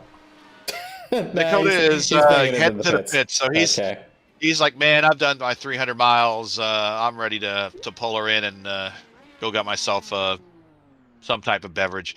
I tell you what, though, if first of all, this is actually definitive proof that Caleb did win at Indianapolis. We still don't have proof he won the TI race. We just have timing and scoring. Yeah. So congrats to him on an actual win. And I think last time, didn't he pose with a picture for Milk? If he doesn't, he needs to do that. Yes. Yeah, he needs to make sure he does that again. And this is 50 more miles than the TI one was. So. 50 more miles and not nearly as close. Whole different experience, folks. And yeah. I to be honest, I can't wait for the TI Indy race to see how that will actually pan out, because pack races are fun for TV, but as a driver, they no fun for me. And you're going to be driving in that one, correct? I will actually be participating in all the TI Triple Crown races this particular season. Yeah. Well, since we've got him right here, let's go ahead and bring Dakota right up here. Hey, Dakota, got you back up in the booth. Congratulations on your 2nd position. Yeah, it's bittersweet. One more lap, man? You think you maybe one more lap, or no? In the cards? Tires were too old. Yeah, do anything there. I heard. I saw you got the run on Gavin there. I did. Got you the P2, and you were. I took the outside line of death. You did. You kept your foot in it, and you were actually making up ground on Dakota. But on that last lap, I just heard you. It happened to switch to I have dynamic camera on, so it just switched to your in car, and I just heard so little bit of a lift, and I'm like, that's it. I had to make sure I didn't, get loose or anything. He started coming up the track, and I think that's why I lifted a little bit. But yeah. I'm glad to get on a podium back on the Reddit League. Shout out to Alyssa, Lucas, the other guys, Team Race First. Shout out to Sunset Arctic Games, at Sunset Arctic. Follow me on Twitter. Got some cool announcements to show soon. And I wish I had fresher tires. I was debating on actually pitting on that green, white checkered and hoping that others would follow. But I was like, the right move. Yeah, I don't think that's going to work. Yeah. But we saw some others in the back make that experiment, and I think who is it? Alex made the move to do that, and he only made up one position on the track, which you only made up one position with used tires, and he kind of stalled out. He couldn't do anything else, and it was less of a game of I had fresh tires so I could be faster than you. It was more of a game of I have better track position, and there's not enough time for you to do anything about it. Yeah. That's what either way, though. So.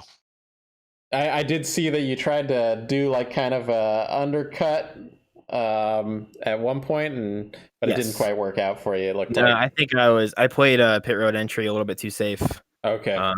Yeah, I was wondering if you were like a second back, and then suddenly you were maybe 3 seconds back.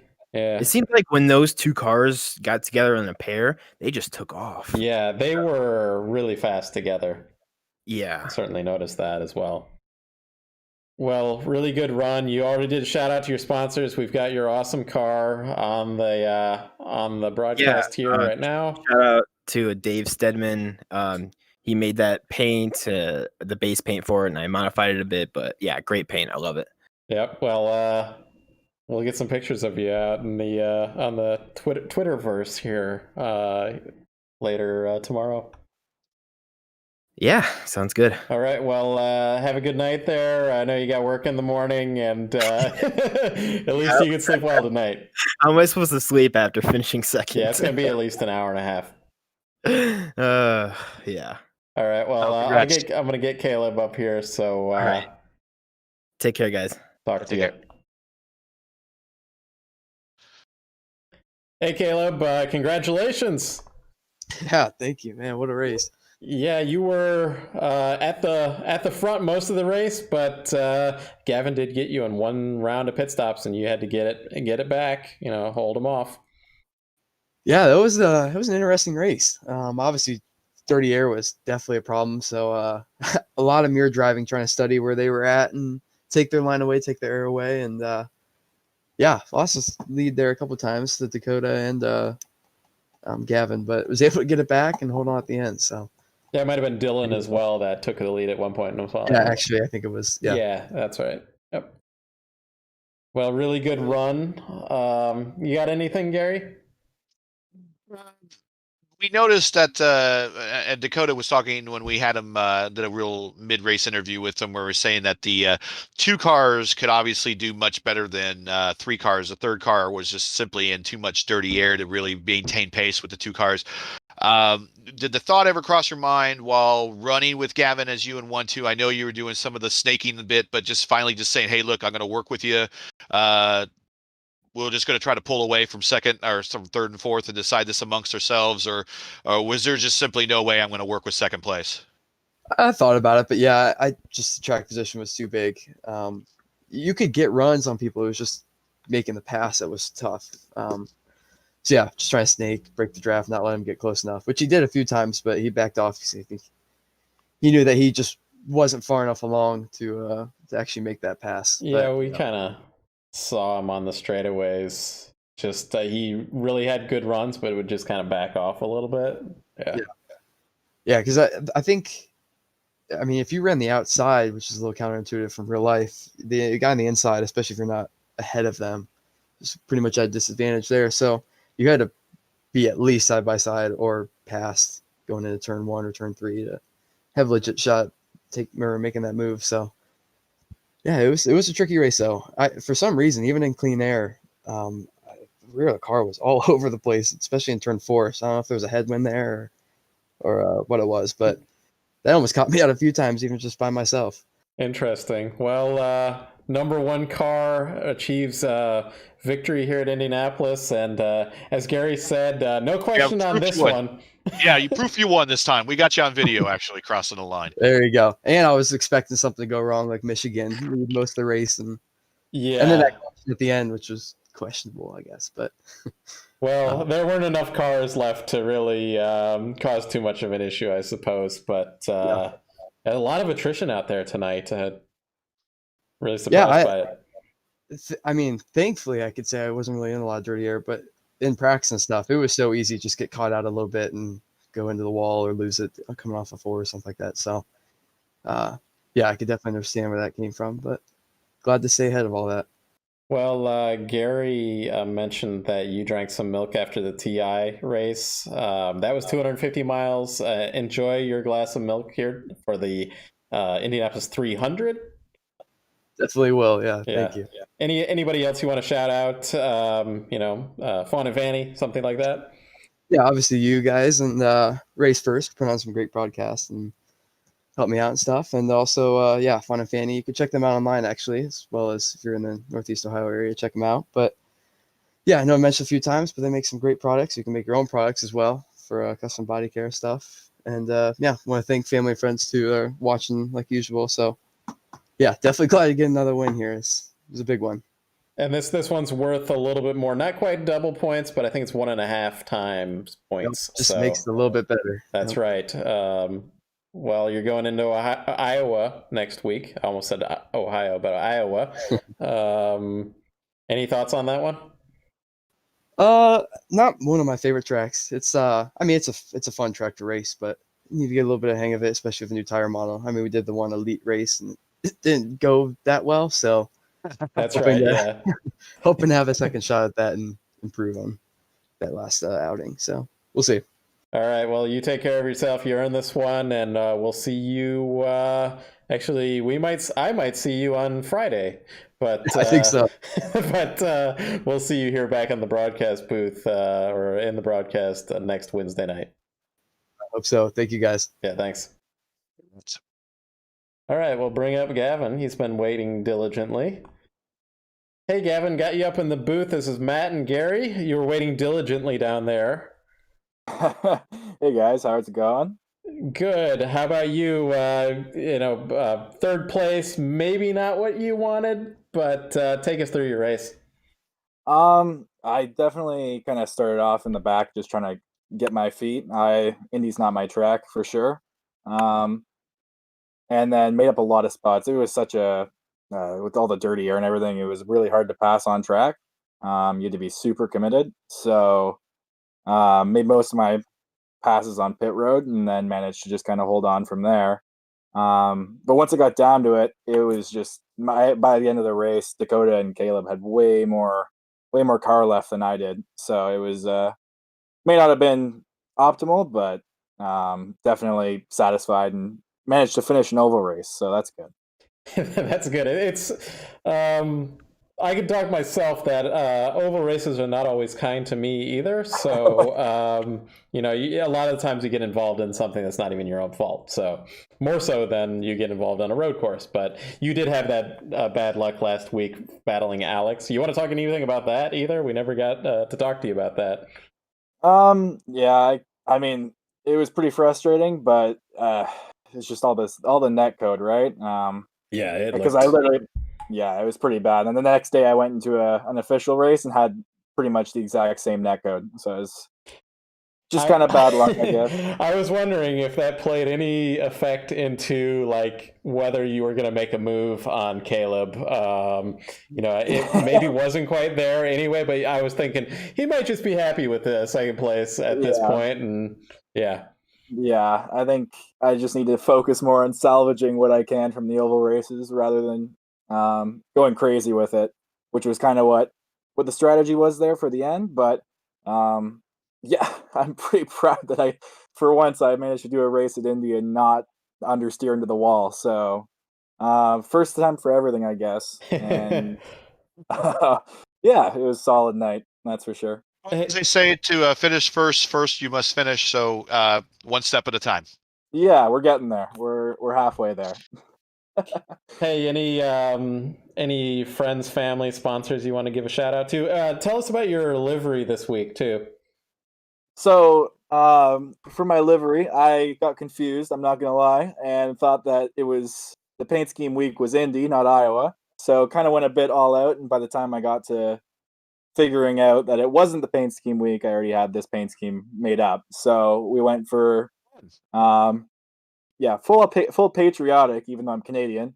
But yeah, big shout out. I think my dad was watching, and shout out to Fat Bastard Burrito and Save Out Canada, two of my partners in real life.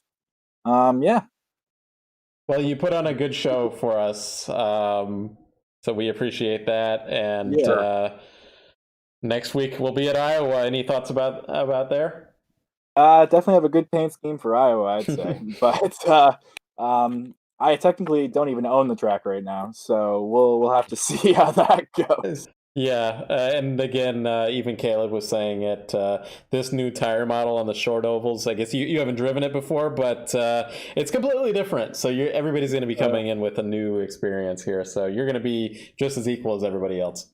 Yeah, a little more sketchy, a little more aero push. That's about it. Yeah, that's from what I can tell. So it should be fun. Well, are you going to do a new livery for Iowa, or are you just going to stick with the Captain America-ish one? No, I do have another one. So okay, good. I'm about to say, if you need some good throwback kart liveries, I know some really good histories of strong Canadian drivers that you could put a livery in the race that would look pretty awesome. So if you run out of any ideas, shoot me a line. For sure, will do. I have a couple ideas in mind already, but I will definitely take some ideas. Well, good run here tonight. Like you said, finishing Indianapolis is not something to be taken lightly, and I know that from my own experience as well. That's very difficult. So congratulations again, and we'll see you next week. Thanks, guys. See you next week. Take care. All right, well, let's finish this up, Gary. This is our longest race of the season. I don't know if it's the longest broadcast, but we did that 500 miler, so that was our longest broadcast. The longest race for us to broadcast together, it was a 500 miler from Fontana. But for the Reddit League, looks like this will be it. But looks like we go to slightly a smaller track, but definitely just as exciting. And even though not as fast, just because you're in the closed confines of such a bull ring like that, it seems like you're going just as fast as going off to Iowa. I'll be in the PM18 race beforehand. Hopefully my internet connection will not get crashed by a car crash in the neighborhood again. My DNF was a legit car crash, I guess, can be cause of that today. But I have a special livery that I'll be running for the PM18 race, so I'm looking forward to seeing all the new paint jobs and everything that everyone will be bringing out. Hopefully during the middle of the Iowa race, we can talk a little IndyCar, kart history, USAC history, while we talk about see these new liveries that these guys will have for Throwback Week. Which they're not telling me what they are, so it's going to be really fun figuring out where everybody is. So I have some have clued me in of what's going on, but not everyone has. So it might be. Let's see, Gary. Let's give Gary a pop quiz on next Wednesday and see how well he does. Snap the fingers, dance monkey. Yeah, I should be okay with anything past the 90s, but anything earlier than that, I probably won't really know. Other than the Gold Charge or something like that, I'd know that in the 80s. But it's over you. A run through of the final standings here as well. You got it. Caleb Bensi, our winner here, Indianapolis 300. Dakota DeMade, Gavin Sanders, Hayden Herman had a really good run. That's going to be good points for him. Nice quiet run. Yeah. Dylan Blanton in 5th, Michael Berry in 6th. Also quite a quiet run by him as well. And Alex, he moved up a lot. Probably Alex, our biggest mover. Yeah. Yep. Shane Coogan, I think he's qualified about 8th and ended up 8th. Yep. Broke Cosgrove, even.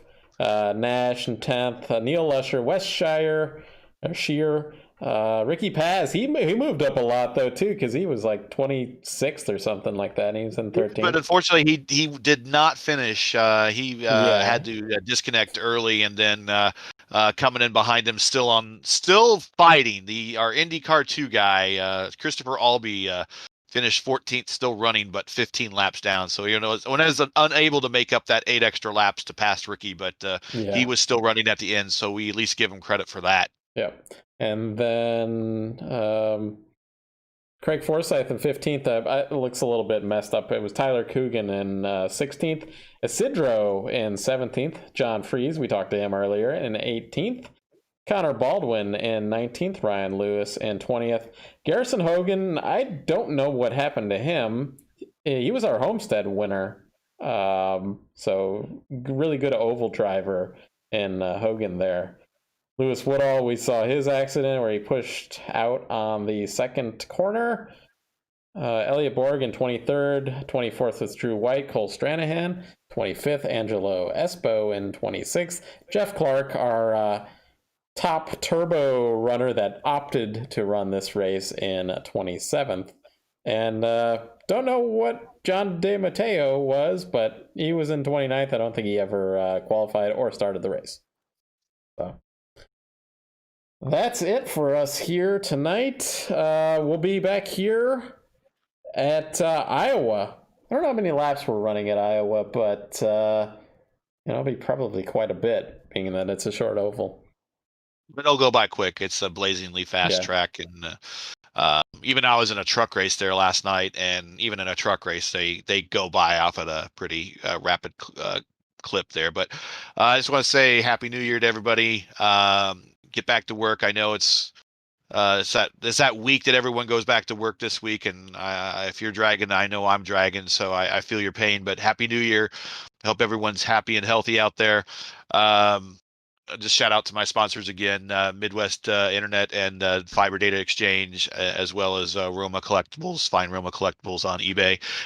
Follow me at Gary Godso on Twitter. And once again, to you and Race First, thanks for having me a part of the evening. I wish I could have put on a better show for you for the Turbo Cup race, but we're here nevertheless. So not much of an encore, but here I am. Well, my sponsor is obviously Race First. So Thanks everybody for watching. Like, subscribe if you're out there even still watching this show at this point. It's pretty late now, and hope you guys, like Gary said, had a happy new year, and we hope to see you next week. Take care of yourself. Take care.